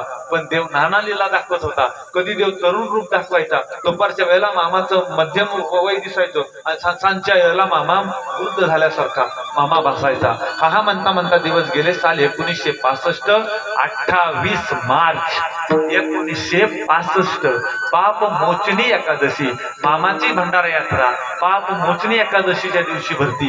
का देवानं ती एकादशी निवडली असेल तरी तुम्ही आम्ही विचार केला नाही. पण माझ्या मामानं तुमची आमची किती काळजी घेतली बघा. अरे त्या एकादशीच्या दिवशी त्या एकादशीचं नावच आहे पाप मोचनी एकादशी, म्हणजे सगळ्या पापामधून मुक्ती देणारी एकादशी म्हणजे पाप मोचनी एकादशी आहे. आणि त्या एकादशीला देवाची यात्रा भरती, देवाचा भंडारा उधळला जातो. तो भंडारा तुमच्या आमच्या अंगावरती पडतो आणि सगळ्या पापामधून सगळ्या काळामधून देव तुम्हा आम्हाला म्हणून फाल्गुन वद्य एकादशीला देवाची यात्रा भरती. तो दिवस होता, तारीख होती 28 मार्च 1965 पापमोचनी एकादशी आणि देवाची यात्रा भरली. कोलेवाडीमध्ये यात्रा संपन्न झाली. देव कर्नाटकच्या भागामध्ये गेला. कर्नाटकच्या भागामध्ये फिरून माघारी देऊन बकरी निघाली. पण देव पुढे निघाला. देवाची तीर्थयात्रा सुरू झाली. 15 दिवसाचा उपास देवाचा होता आणि देव पट्टण कोडोलीमध्ये पोहोचला. ती तारीख होती 14 ऑक्टोबर 1965. 15 ऑक्टोबर 1965 वार शुक्रवार पंचमी होती. मृग, अश्विन आणि रोहिणी नक्षत्र एकत्र होते आणि पट्टण कोडलीच्या विठ्ठल देवाची यात्रा सुरू झाली. हेगडे त्याच्यानंतर रायबागचे चिपुडीची माणसं यांचा पहिला नैवेद्य असतो. मानाचा आहे ना माझा अण्णा, पहिला नैवेद्य दाखवला गेला आणि दुसऱ्या दिवशीचा नैवेद्य माझ्या मामाचा नैवेद्य विठ्ठल देवापर्यंत पोहोचला. पंक्ती बसल्या आणि मामा आपली मानस बहीण पारू कुंभारणीच्या घरी गेला आणि पारू कुंभारणीच्या हातचं बनवलेलं नैवेद्य, बनवलेल्या प्रसादानं या मामानं स्वतःचा उपवास सोडला आणि मग सगळं आवरलं आणि मामा आता आदमापूरच्या दिशेनं निघाला. बकरी तिकून निघाली होती, ती आदमापुरात पोहोचणार होती. साधारणतः 17-18 ऑक्टोबर असेल आणि मामा पट्टण कोडोली सोडणार होता. देवीच्या पारू कुंभारीचा प्रसाद माझ्या देवानं घेतला आणि देव घराच्या बाहेर आला. पारू कुंभारी बरोबर चालत आली होती. देव 4 पावलं जाऊन थांबला आणि देवानं पाठीमाग वळून आपल्या बहिणीकडे बघितलं आणि बहिणीला हात जोडले. जगाचा मालक, ह्या ब्रह्मांडाचा मालक आपल्या बहिणीला या पारू कुंभारणीला ए माई नसल राहणार उठून पाठीमाग. त्या याला पारू कुंभारी म्हणले, हे देवा, हे माझ्या भावा, अरे तू माझा भाव आहेस, तू कशा पाय मला हात जोडायला लागलाय. बहीण बोलत होती, भाऊ ऐकत होता. हे देवा, अरे माझं या कलियुगात मी जन्माला आले, तुझी बहीण झाले, याच्या परीस माझं दुसरं भाग्य काय पाहिजे मला, आणि आयुष्यभर मी तुझी बहीण राहील. अरे तू मला बहीण मानलंस. चंद्र सूर्य असेपर्यंत तू या पारू कुंभारणीला अमर केला आहेस. तेव्हा तू मला हात जोडू नकोस. आणि या पारू कुंभारणीनं देवाच्या चरणावरती साष्टांग दंडवत घातला. देवानं पारू कुंभारणीला उठवलं आणि देवानं हात जोडून सांगितलं, हे पारे, तू माझी बहीण आहेस, हे कधी बी विसरू नगस. आज पातवर या बाळू धनगरानं तुझ्या हातचा नैवेद्य खाल्ला आणि माझ्या उपासाचं पारणं सोडलं आणि हिथून पुढं बी हा बाळू धनगर तुझ्याच हातचा नैवेद्य खाऊन उपासाचं पारणं फेडल. हे बोलत असताना माझ्या देवाचा कंठ दाटून आला आणि देवाच्या डोळ्यामध्ये पाणी उभं राहिलं. माझ्या देवाच्या डोळ्यामध्ये पाणी उभं राहिल्याबरोबर पारू कुंभारणीचं हृदय कालवलं गेलं आणि दोन्ही डोळ्याला धारा लागल्या आणि त्या भरल्या डोळ्यानं पारू कुंभारणीला आपल्या भावाला निरोप दिला आणि मामा पट्टण कोडोलीतून निघाला. आदमापुरापर्यंत मध्ये पोहोचला. ऑक्टोबर महिना आणि मामांचा तर मरगुआईच्या मंदिर लेकर शांत करा दादा शांत मरगुआईच्या मंदिरापर्यंत येऊन पोहोचला होता. मामा मरगुआईच्या मंदिरामध्ये मामाचं बिराट टाकलं आणि मामांची बकऱ्याची भरमंती झाली आणि मामाच्या जवळ मारुती भोसले नावाचा स्वयंपाक करायला होता. मामा अधून मधून त्याला जगदुनियाच्या गोष्टी सांगायचा, हा फक्त हा हा म्हणायचा. एक वेळ प्रसंग दोघच मंदिरामध्ये आहेत आणि मामा बोलू लागला, ए मारत्या, अरे ही मरगू आहे हाय नव, लय वांगाळ हाय, हिचा का फेरा आला नव की जगाचा इनाश ठरलेला हाय बघ. पर एक गोष्ट ध्यानात ठेव मारत्या, अरे रांडच्या हिनं गाडी झुकली नव, हिचा गाडी वाहन म्याच असणार आहे बघ. मारतीला काही कळत नव्हतं, फक्त मारती हा हा म्हणायचा. मग त्या वेळेला या मामानं नकळत जगदुनियाला दाखवून दिलं, या जगाचा मालक चालक तारणहार सर्वे सर्वा म्हणजे बाळू मामाच आहे, दुसरं तिसरं कुणीच नाही. काही झालं तरी मामाच बाहेर पडू शकतो. आणि असं दिवस चाललं, 10-15 दिवस गेले. ऑक्टोबर महिना संपण्याच्या मार्गावरती आला. आता बकरी बाकीच्या ठिकाणी भरबंती करायची. त्या दिवशी वरणाचं लक्ष्मण मोरे आलतं, कुलकर्णी आलतं, पाटील आलतं, भिकाजी पाटील आलं, बळवंत पाटील होतं, गोकुळ आवटी होते. सगळी माणसं एकत्र आली होती. आत्मापूर सरकार आहे, नरतवड्याचं बाप्पू मगदूम आहेत, दोंडीबाग सुतार त्या ठिकाणी, कल्लाप्पा सुतार आहे, सगळी माणसं आत्मापुरामध्ये आहेत. आणि आता मामांच्या बकऱ्यांचं बांधाबांध सुरू झाली. बिराट बांधायला सुरुवात झाली. बिराट बांधून झालं, घोडी निघाली. घोडी त्या दिवशी शांत होती, पण घोडी आत्मापुरातून निघत असताना अंग टाकून द्यायची. 1965ला काहीच तसं केलं नाही. घोड्यांची भ्रमंती चालू होणार होती, घोडी शांत होती आणि भ्रमंती सुरू होणार होती. सगळी शांत होती. मामा सगळी बिराट निघालं, बकरी निघाली आणि मामानं मरगुआईच्या समोर माझा देव गेला. हातामध्ये काठी खांद्यावरती कांबलाय आणि मरगुआईला डोळे भरून माझ्या देवानं बघितलं. हात पायामध्ये पायतान जरीचा फेटा माझ्या देवानं घातलेला, अष्टनकंद टिळा. अरे काय तेजस्विनी रूप देवाचं त्या दिवशी होतं. आणि मग नमस्कार मरगुआईला केला आणि देव माघारी वळला आणि 5 पावलं माझा देव गेला आणि पुन्हा गर्कन माघारी फिरला. कमरवरती हात दिला, दोन्ही मिशाला ताव माझ्या देवानं मारला. घुंगराची काठीचा हात आवळला गेला. देवानं क्षणभर वर बघितलं आणि मरगुआईकडे एकटक माझा देव बघत होता. दोन्ही मिशा ताट माझ्या देवाच्या झाल्या आणि देवाच्या चेहऱ्यावरचा सगळा भाव बदलला गेला. समधी बघत होती, आज देवाचं रूप आगळं वेगळं आहे. देवानं कमरवरती हात दिलेला आहे, घुंगराच्या काठीचा हात आवळला गेला. देवानं वर बघितलं, काठी वर उचलली गेली आणि दर दिशी धरणी मायवरती आपटल्या बरोबर खल दिशी घुंगराचा आवाज. धरणी कंप झाला. हे माई दादांनो, अरे आत्मापूर कापलं, ब्रह्मांड कंप पावलं आणि माझा देव बोलू लागला, हे मरगुआई, आता म्या माझ्या गावाला चाललो हाय. तू लय वांगाळ आहे, तुला काय बी सण होत नाही हे मला ठाव हाय. आणि तुझा काय एकदा फेरा आला नव की जगाचा इनाज मी ठरलेला हाय. पर एक गोष्ट ध्यानात ठेव, म्या आता माझ्या गावाला चाललेलो हाय. मला आता माझ्या मुलखाला जायचं या. पर म्या गेल्यावरती तुझ्या इथं माझी लेकरं बाळ येतील, इथं खेळतील, बागडतील, इथं राहतील. त्यांचा धक्का तुला लागल. तुला काय बी सण होत नाही नव. पर एक गोष्ट ध्यानात ठेव, एक सबूत ध्यानात ठेव, ही बाळू धनगराची लेकरं आहे ती. त्यांना सांभाळून घे, त्यांना सण करून घे आणि त्यांची काळजी घे. त्यांच्या केसाला जरी धक्का लागला नव, गाठ बाळू धनगराशी आहे. दम दिला होती तिला. आणि त्या वेळेला विजा पंधान विजा कडल्या, कडाड विजा कडत होत्या. सगळी लोक हैराण झाली की आजपर्यंत देवानं असं सांगितलं, देव असा का बोलला. आणि देव प्रवासाला निघाला. हा म्हणता म्हणता प्रवास संपत आला आणि दिवस उजेडला. मामांची बकरी मार्च महिन्याच्या पहिल्या आठवड्यात कापशीच्या परिसरामध्ये गेली आणि कोलेवाडीमध्ये मामाचा तळ पडला. साल 1966 मामांची बकरी कोलेवाडीमध्ये गेली आणि 17 मार्च 1966 वार गुरुवार, पाप मोचणी एकादशी, फाल्गुन होते एकादशीला आता मामाची यात्रा भरणार आहे. 4 दिवस अगोदर मामांच्या यात्रेचा घागर उचलण्याचा मान त्या वसंताला होता, तो शंकेश्वरचा राहणारा होता. पण 4 दिवसापूर्वी सगळी मामाची लीला होती. 4 दिवसापूर्वी हा मुंबईला गेला, काही कामानिमित्त सांगून गेला की मामा 2 दिवसात येतो. पण 2 दिवस गेले, 3 दिवस गेले, यात्रेचा दिवस उजेडला. 17 मार्च 1966 गुरुवार, पाप मोचणी एकादशी. आणि मामा विचारू लागला, अरे वसंत आला का र? अरे लय वखत झाला या. समधी लोक खोळांबले या. कधी यायचा र वसंता? देव चौकशी करत होता, तो वसंत येत नव्हता. शेवट देवानं सांगितलं, आता लय येळ झाली या. यात्रा सुरू करायची वखत जवळ आलाया. हे म्हणला वसंत येत नाही र, कोण हाय का र घागर उचलून बाळू धनगराची यात्रा सुरू करणारा. समधी एकामेकाकडे बघत होती. समधी बक्षण गेला आणि वडेर नावाचा माणूस उठला आणि सांगितलं मामा म्या उचलतो.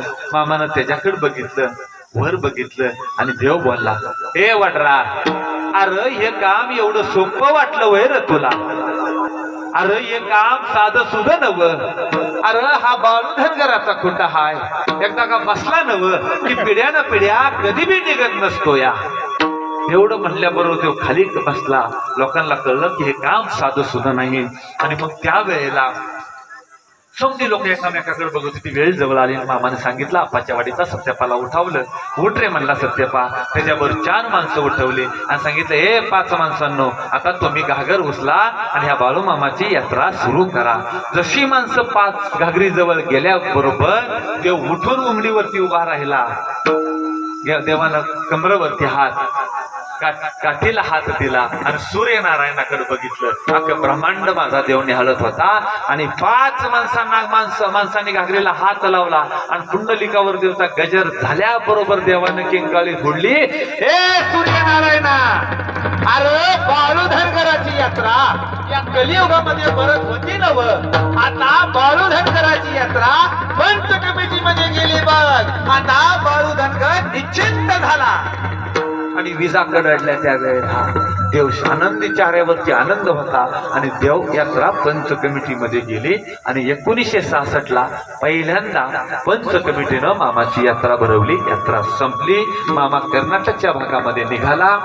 मे महिना मामा ओर्नालच्या भागामध्ये मामांची बकरी आहे. आता मे महिन्याच्या अखेरीला मामांना बकरी कर्नाटकमध्ये घेऊन जायचंय. तिकडे बापूसाहेब मगदुमाला निरोप पाठवला. सगळी माणसं एकत्र आली होती. बापूसाहेब मगदुम आले. ओर्नाळमध्ये मामांची बकरी आहे. आता बकरी खालच्या भागात जाणार आहे. साधारणतः या मे महिन्यामधला 28-30 तारीख असेल. आणि मामांच्या पशी मगदुम साहेब आले. सगळी माणसं मामाजवळ आहेत. लक्ष्मण मोरे, धोंडीबा सुतारे, कल्लापा सुतार आहेत. सगळी ओर्नाळ शिंदरीतली माणसं मामाच्या जवळ आहेत. आणि बांधाबांध झाली आणि मामाचा तळ आता निघणार आहे. त्या बापूसाहेब मगदुमांना देवानं आवाज दिला, सांगितलं बाप्या ये रे म्हणले जवळ.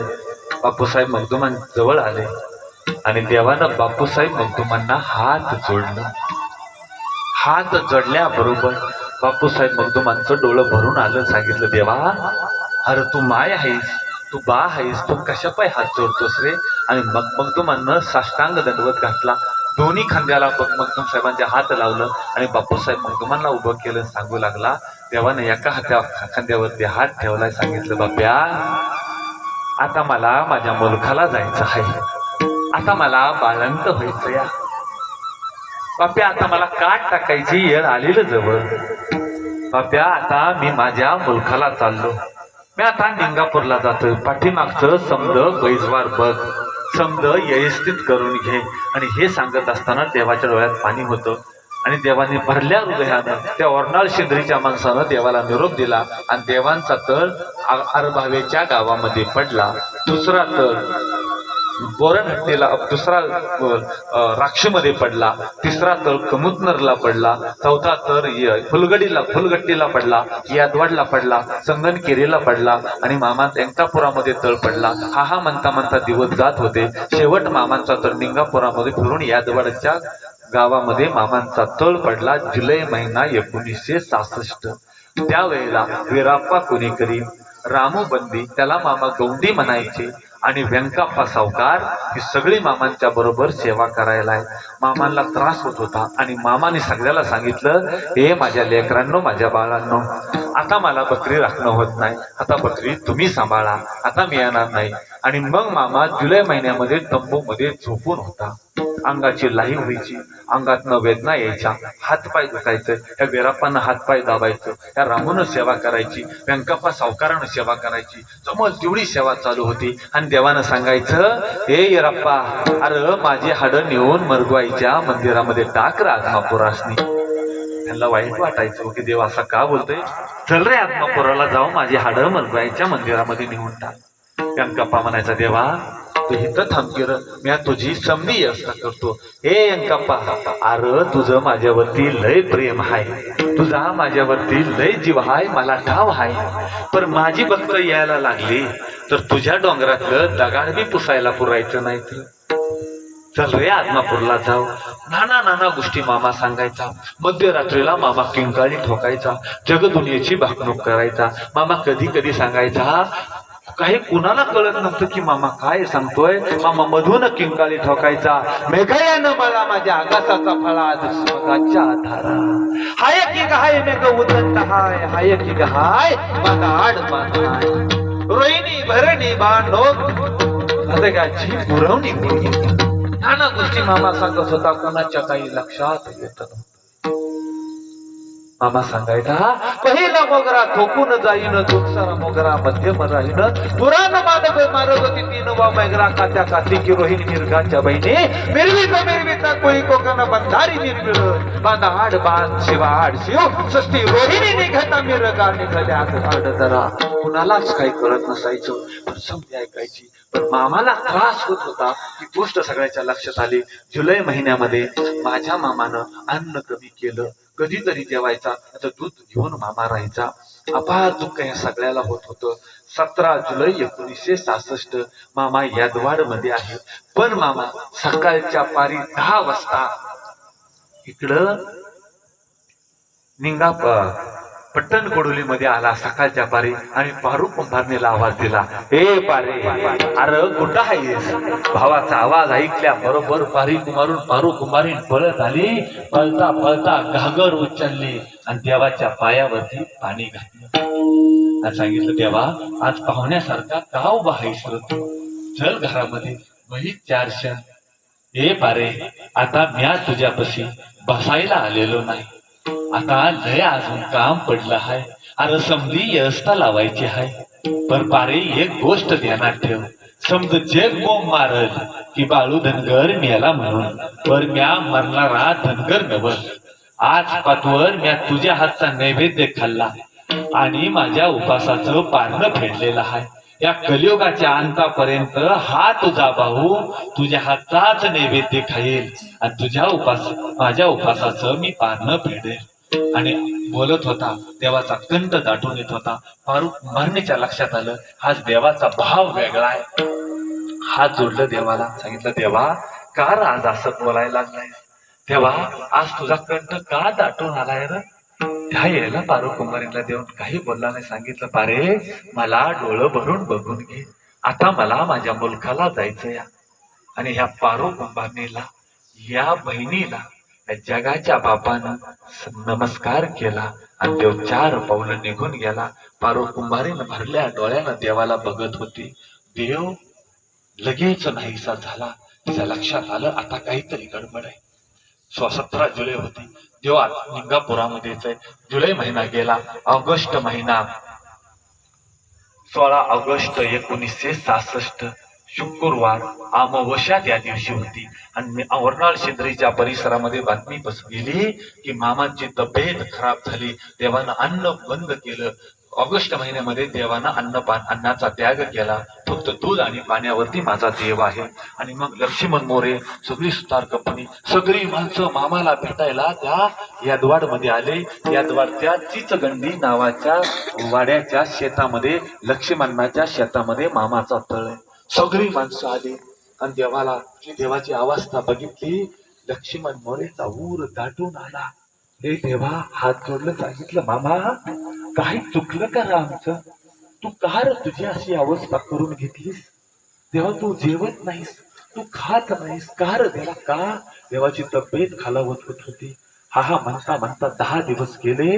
आणि त्या दिवसामध्ये बापूसाहेब मग तुम्ही सगळे आली होती, फक्त भोसले सरकार आलं नव्हतं. आणि भोसले सरकाराला निरोप गेला की मामांची तब्येत खराब आहे. 26 ऑगस्ट 1966 एकादश आहे त्या दिवशी.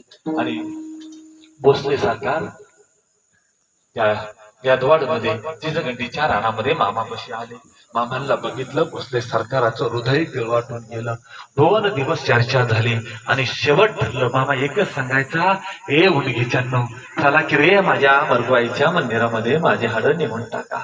हे आता मला बाळंत व्हायचं या, मी जागा शोधतो या, मला कात टाकायची या, तसं ह्याला घरीवरून यायचं. आणि मग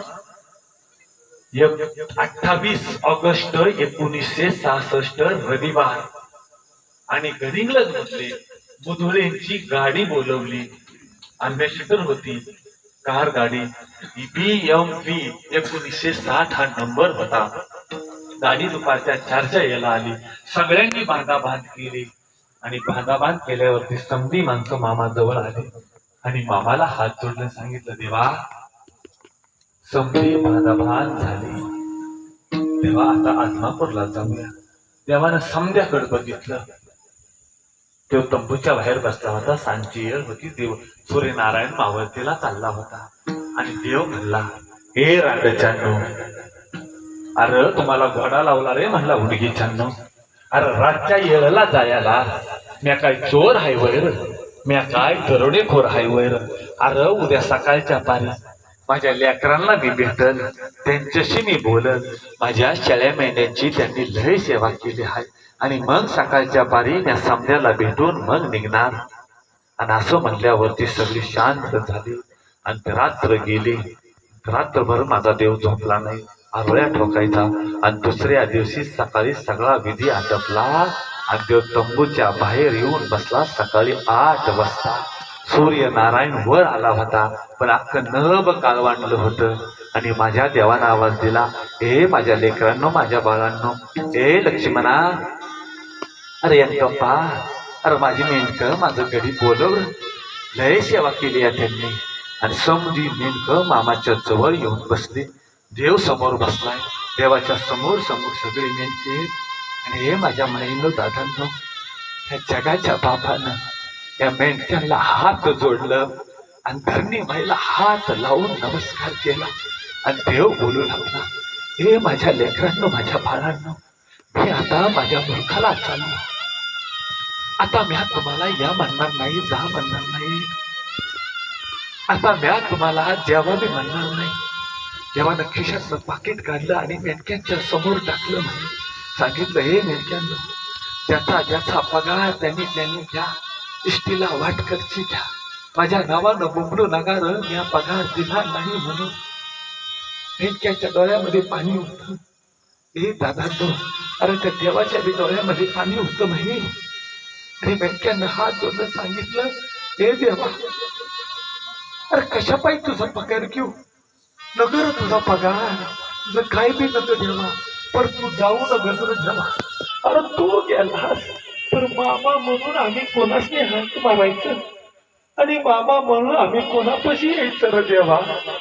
देवा तुझं तू सांगेल त्या मी ऐकतो आणि समज करतो देवा. तर देवा तू नगर जाऊ तुझ्या गावात. मेंढकं सांगत होतं, सगळ्या मेंढक्यांच्या डोळ्यामध्ये पाण्याच्या धारा लागल्या होत्या. अरे माझ्या दादांनो, आपला देव मी त्या दिवशी रडला रे, किती प्रेम केलं या मेंढक्यांवर, या लेकरांवरती. देवाच्या डोळ्यात धारा लागल्या होत्या. देव सगळं मेंढक्यांचं ऐकत होता. त्या येळेला माझा देव बोलला, हे माझ्या लेकरांनो, माझ्या बाळांनो, आता माझी येळ संपली, मला माझ्या मुलखाला गेलं पाहिजे. पण एक गोष्ट ध्यानात ठेवा, अरे तुम्ही नुसती मला हाक मारा, मी तुमच्या जवळ उभा आहे.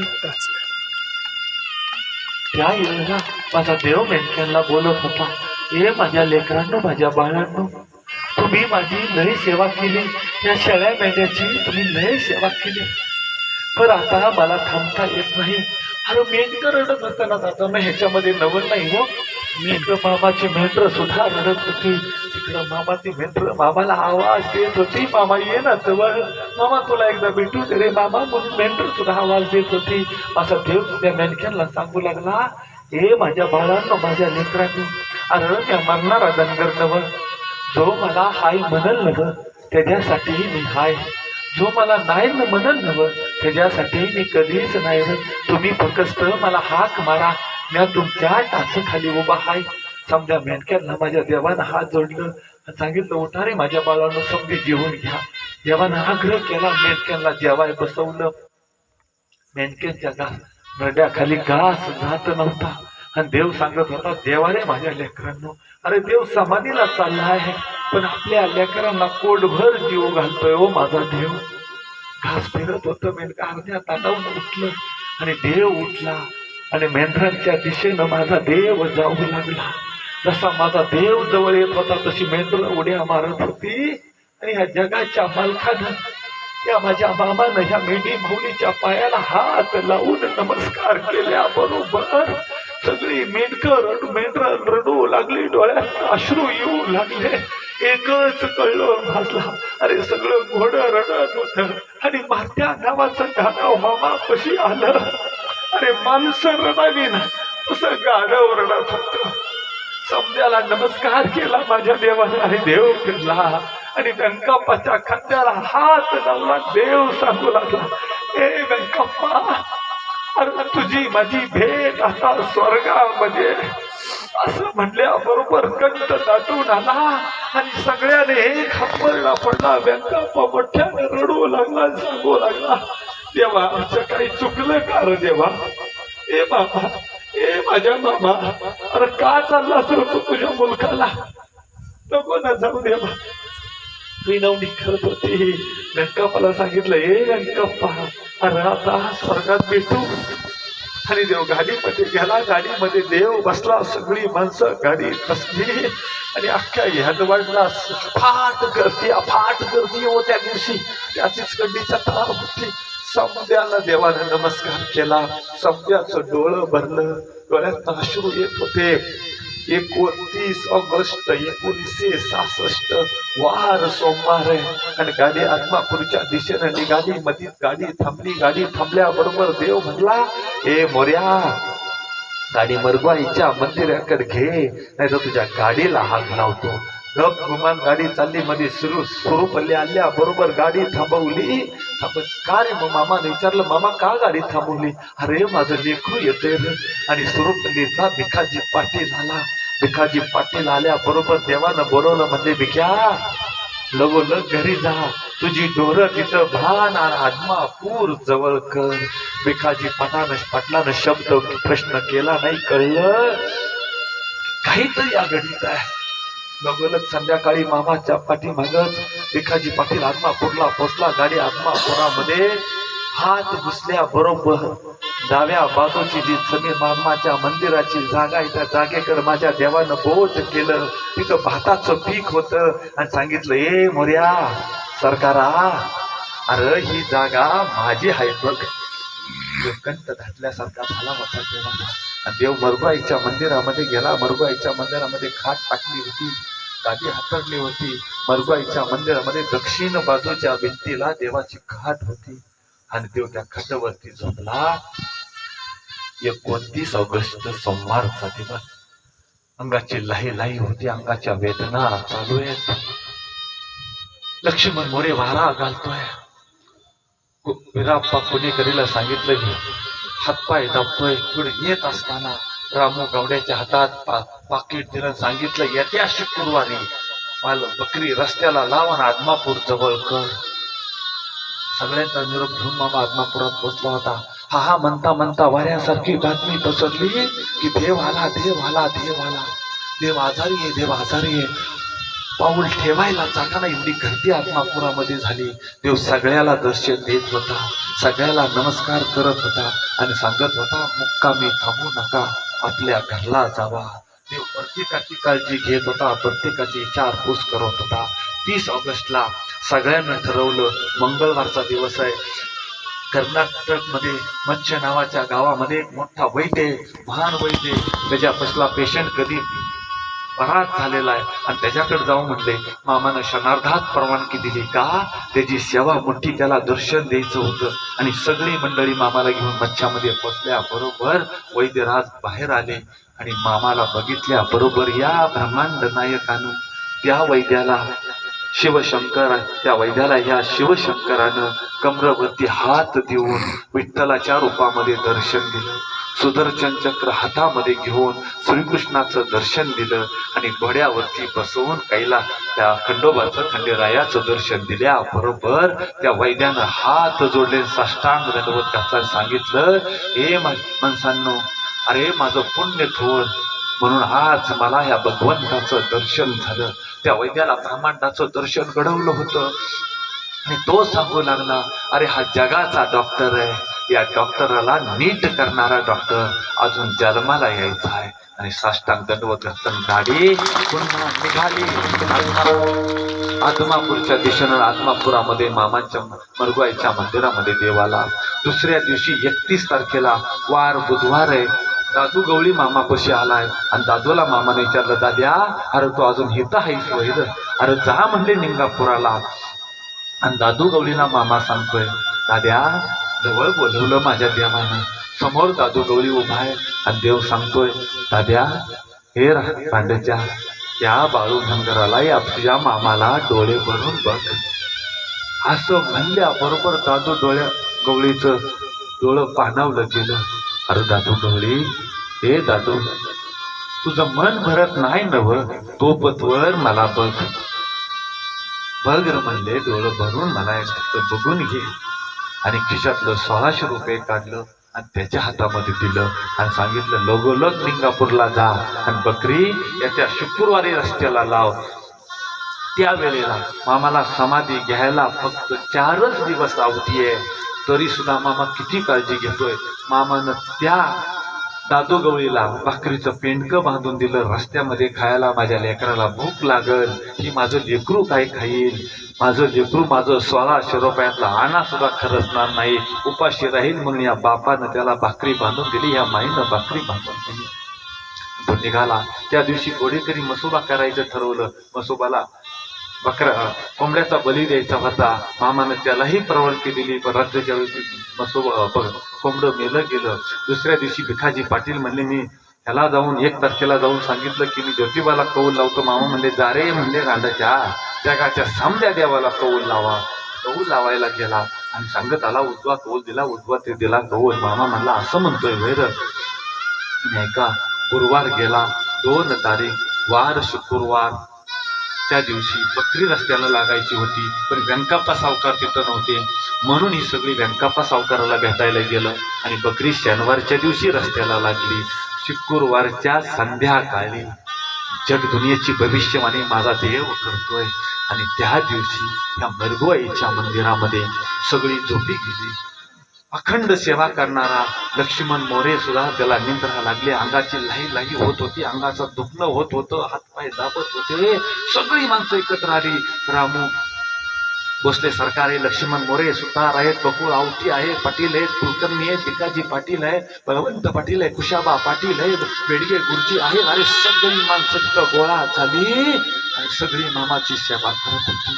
पण त्या दिवशी रातच्या येळेला या ब्रह्मांडानं वलय तयार केलं आणि मरगुआईच्या मंदिरामध्ये देव उभा राहिला आणि समोर आई सत्यवा माता उभा राहिली. आणि या आदी शक्ती आदी मायाला या माझ्या मामानं शेवटचा नमस्कार केला आणि सांगितलं, हे सत्यवा माते, हे आदी शक्ती आदी माया, जगाचा परपंच करत करत इतका परपंचामध्ये गुरफुटून गेलो, तुझ्याकडं लक्ष द्यायला मला वेळच राहिला नाही. वार शुक्रवारची संध्याकाळची वेळ आहे आणि दोघांचं हितगुज झालं. आता माझं अवतार कार्य संपलं. आता मला सूक्ष्म रूपानं इथं हजर राहावं लागणार आहे. माझं निर्गुण रूप मला आता पुन्हा धारण करावं लागेल. मला आता सगुण रूपाचा त्याग करावा लागेल. दोघांची हितगुज झाली. ह्या मामानं या सत्यवा मातेच्या अंगावरती आणखी जगाच्या कल्याणाचा भार दिला आणि पुन्हा सगळं वातावरण शांत झालं. शुक्रवार संपला, शनिवारचा दिवस उजडला आणि सगळ्या वाटाघाटी सुरू झाल्या. देव प्रत्येकाला कामं वाटून देत होता. कुशाबा पाटलाला सांगितलं, कुशाबा, माझा सुतळीचा जरी तुकडा पडला असेल नव, अरे तो तुकडा उचल आणि जिथं माझी हाडं पडल्यात नव तिथं आणून टाकत जा. तू माझा परपंच कर. तुझ्या दुकानात बाळू धनगर पुड्या बांधल. प्रत्येकाला काम मामा वाटत होता, प्रत्येकाला जबाबदारी देत होता. ए बाप्या, पाठीमागची व्यवस्था समजी तुला. माणसांच्या तोंडातून शब्द फुटत नव्हता. देव निर्वाणीचा शब्द सांगत होता. शेवट बकऱ्याचा विषय मागं राहिला. संध्याकाळचे 4 वाजले. तो दिवस होता शनिवारचा. बकरी रस्त्याला लागली होती. बकरी इतक्या घाईमध्ये येत होती. बकऱ्याला अडवावं लागत नव्हतं, थांबवावं लागत नव्हतं. कधी आदमापूर जवळ करतोय असं बकऱ्यांना झालं होतं. आणि आदमापूरच्या दिशेनं निघाली आणि संध्याकाळच्या 4:30 वाजता या समद्यानं सांगितलं, या वीराप्पाला सांगितलं मामानं, ए वीराप्पा, माझी बकरी तुझ्या नावावर करून घे. वीराप्पानं हात जोडलं त्या कोणीकरांना, सांगितलं, देवा, तुझी बकरी माझ्याच्यानं सांभाळणं होणार नाही आणि तुझं काही बी न गायर मला. लक्ष्मण मोरेला सांगितलं, ए मोर्या, अरे तू लय सेवा केली आहे माझी एवढी बकरी तुझ्या नावावरती करून घे. त्यांनी हात वर केलं, देवा, हे तुझं मड मला झेपणार नाही. मामांचा पुतण्या दादू आला होता. दादूला हाकलून दिलं. मामाने सांगितलं, ए दाद्या, तुझा माझा संबंध कधीच संपला रे. हा म्हणता सगळ्या वाटाघाटी झाल्या होत्या. शेवट मामाने सांगितलं, ए म्हणला, माझ्या लेकरांनो, माझ्या बाळांनो, अरे जगन्नाथाची बकरी जग राखेल.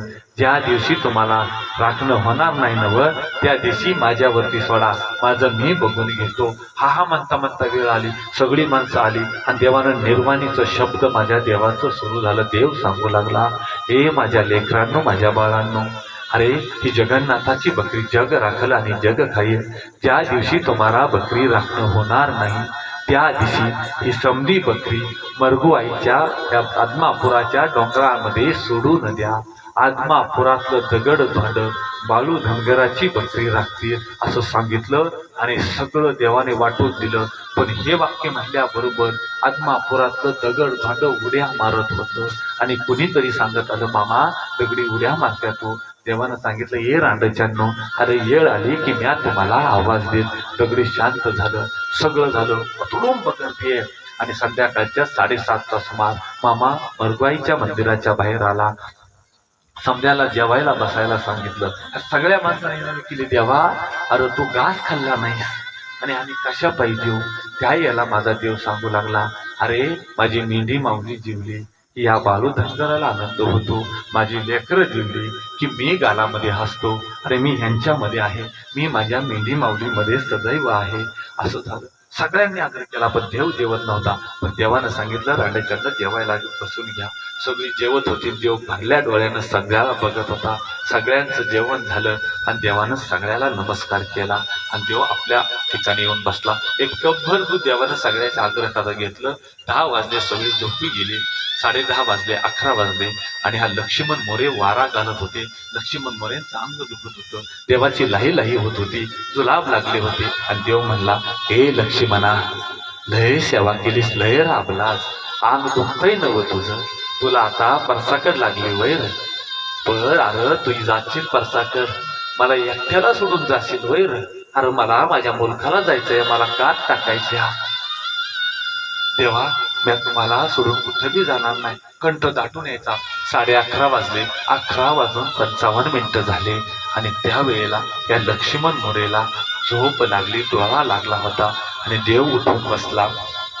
दक्षिणेला पाठण केली, उत्तरेला तोंड देवानं केलं आणि कांबळं खांद्यावरती पांघरून घेतलं आणि देव मरगुआईकडे एक नजर टाकली आणि ज्या बाहेर एक नजर टाकली आणि देवानं ब्रह्मांड निहाळलं आणि 11:59 या ब्रह्मांड नायकानं लक्ष्मण मोरेला आवाज दिला, ए लक्ष्मणा, अरे काय वकत झाला या.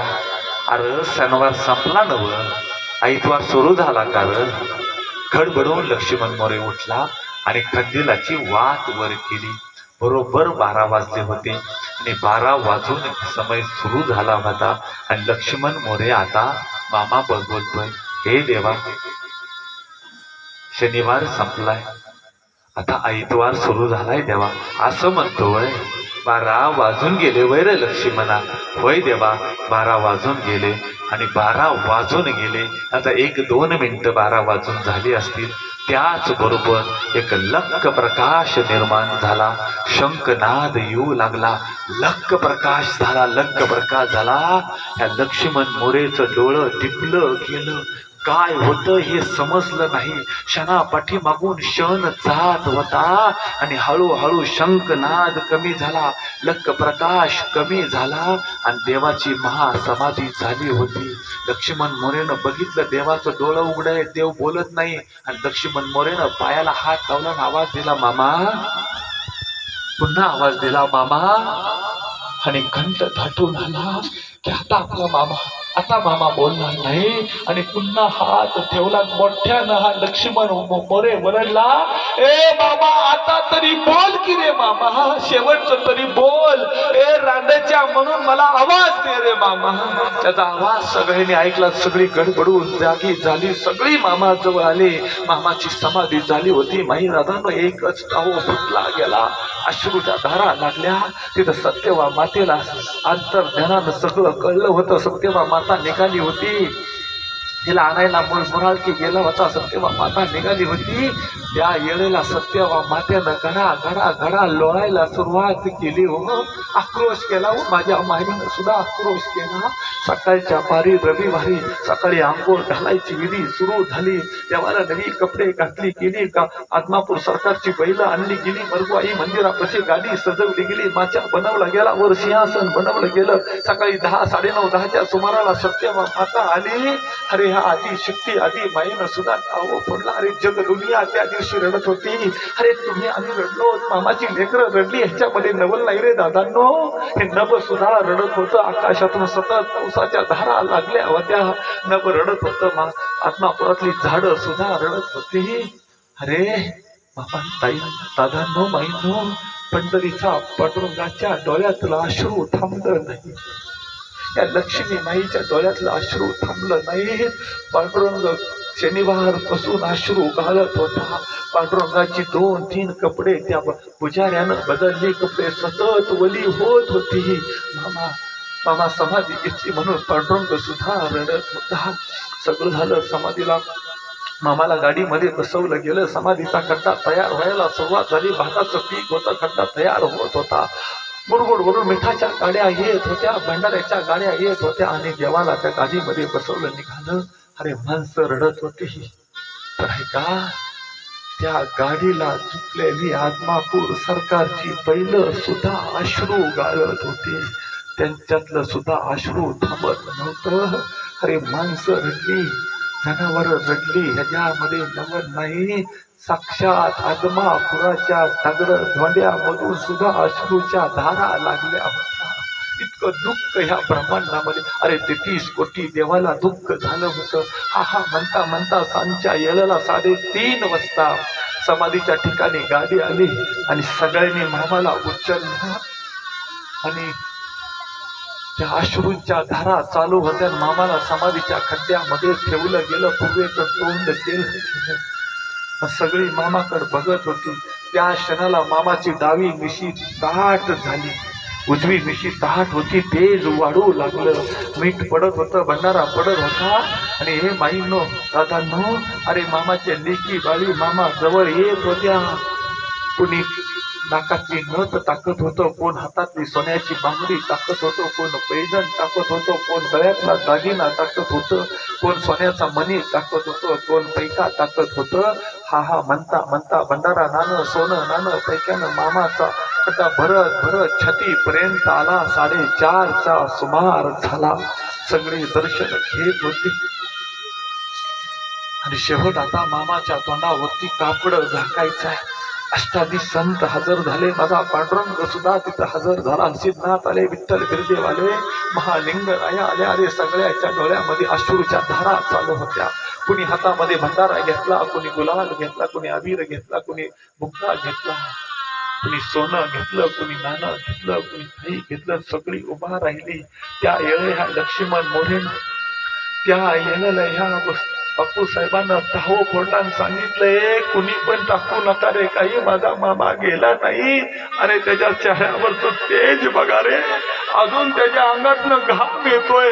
करा रे, वर काढा रे माझ्या मामाला, कुणीतरी वर काढा रे, माझा मामा झोपलाय रे मामा.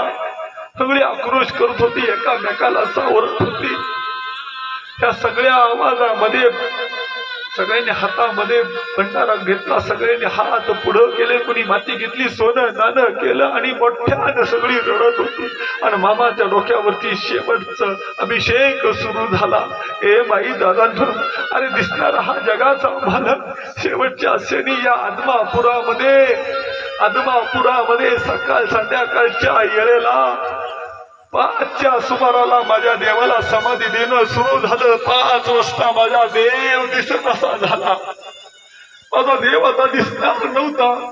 देव झाकला गेला, समाधी तयार झाली.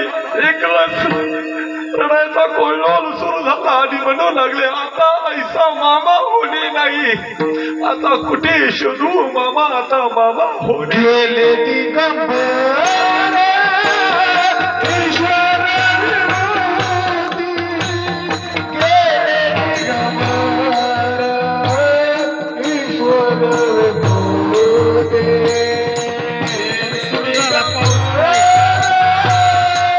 ईश्वर विरोधी,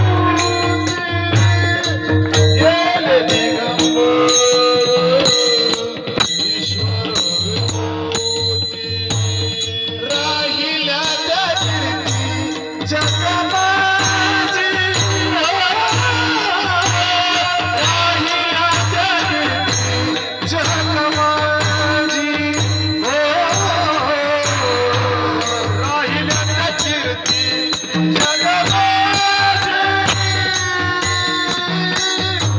राहिल्या त्या कीर्ती जगमाजी.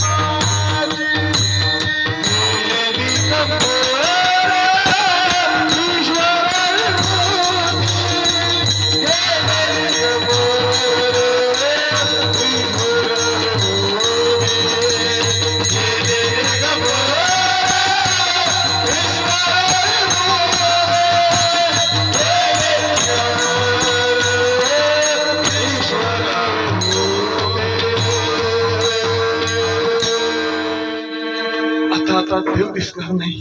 देव समाधिस्थ झाला. रविवारच्या दिवशी श्रावण वद्य चतुर्थी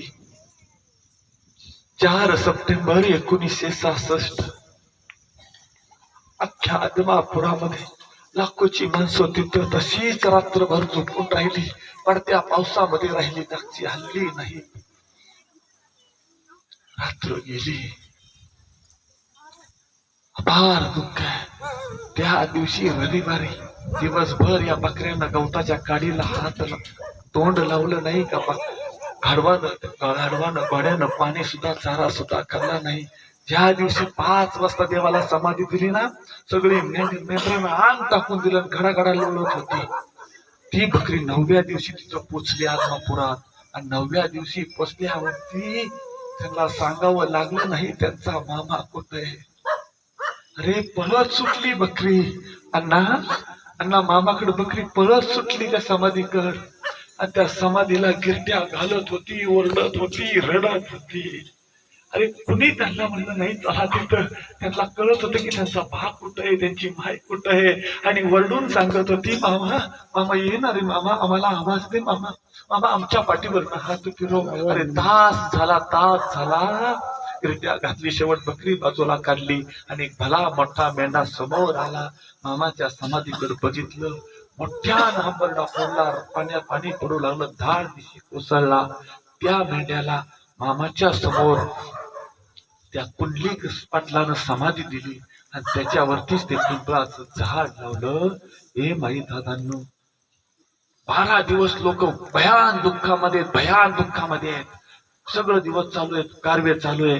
12व्या दिवसाचं कार्य होतं आणि मामांची दुःखामध्ये सगळी डोबाळे आहेत. कोणाच्या डोळ्याचं पाणी सुटत नव्हतं, कोणी अन्न नीट खात नव्हतं.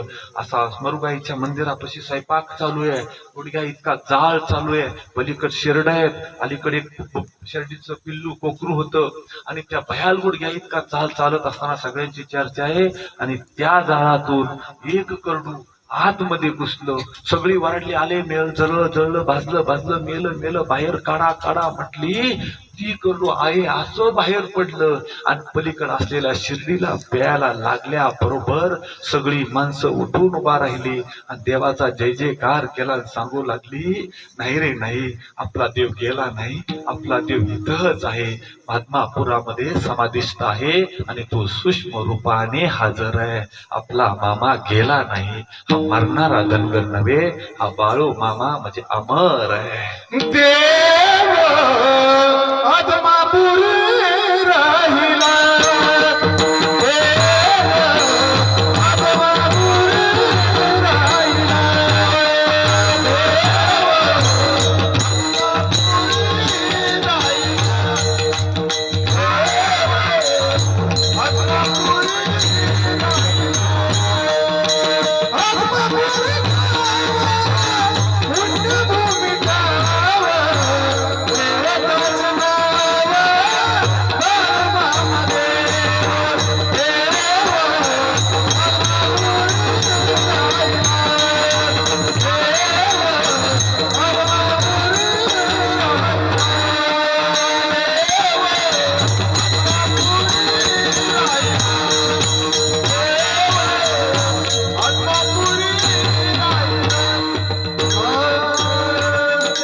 देव आत्मापुरामध्ये राहिला.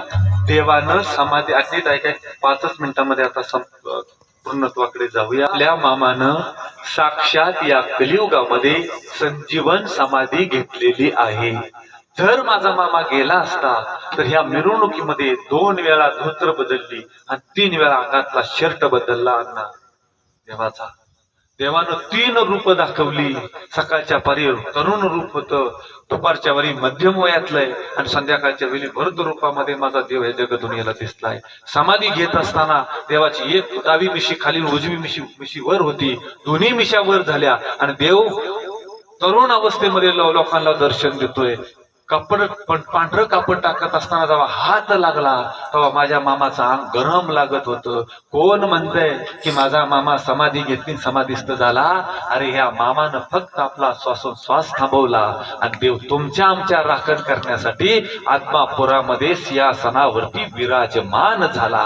देव आपला गेलाच नाही, तो फक्त तुमचं आमचं राखण करायला आत्मापुराच्या स्वर्गामध्ये थांबला. त्या देवाची सेवा करा. तिथून पाठीपुढे सत्यवा मातेनं अखंड जगदुनियाचं कल्याण केलं आणि कल्याण करता करता या सत्यवा मातेनं कधी कुणाला त्रास दिला नाही. या मामाचं राहिलेलं कार्य ऐका, मामाचं राहिलेलं कार्य सत्यवा मातेला मामा सांगून गेला होता. ते राहिलेलं कार्य सत्यवा मातेचं मामांचं या सत्यवा मातेनं पूर्ण केलं आणि मेतक्याच्या पुण्यवान आणि पवित्र भूमीमध्ये त्या भूमीमध्ये सत्यवा माता समाधिस्थ झाली. अरे इकडं आदमापूर आणि तिकडं मेतक या भूमीमध्ये दोघही देव काशी विश्वेश्वर शिवशंकर आणि आदिशक्ती आदिमाया विसावली आणि सुंदर असं जसं मामाचं मंदिर तसं मेतक्यामध्ये आई सत्यवा मातेचं भव्य दिव्य मंदिर उभं राहिलंय. आणि ते मंदिर तुम्ही आवर्जून जाऊन बघा.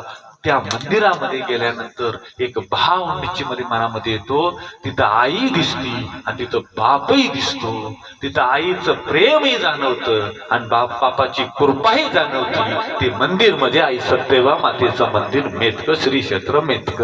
सर्वांच्या सुंदर अशी ह्या मामांच्या सत्यवा मातेच्या मेंढी माऊलीची सेवा करा. साक्षात सत्यवा मातेची लेकरं म्हणजे ही मेंढी माऊली आहे. साक्षात मामाची लेकरं म्हणजे मेंढी माऊली. याची सर्वांनी सुंदर अशी सेवा करा.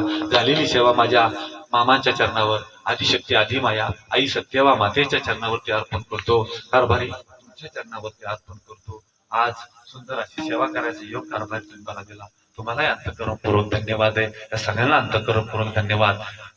दोंडी पाहुणं दादा ताई तुमच्याही चरणावरती साष्टांग दंडवत करतो आणि सेवेला पूर्ण विराम.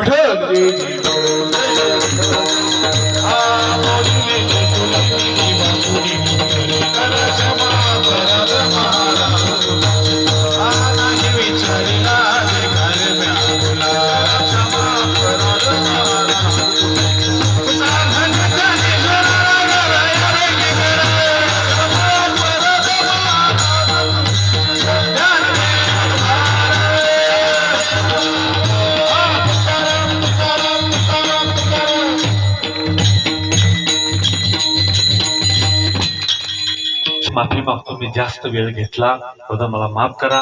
एकदा आई सत्यवा मातेचा मामांचा आपण जोरात जय जयकार करायचा. अखिल गोट ब्रह्मांड नायक सच्चिदानंद स्वरूप सडगुण ऐश्वर्य संपन्न आत्मापुर निवासी श्रीमंत बाळू मामाच्या निवासाने सत्यवा मातेच्या नावाने मामाच्या नावाने मामाच्या शरण मेंढ्याच्या नावाने सत्यवा मातेच्या शरण मेंढ्याच्या नावाने जय बाळू मामा.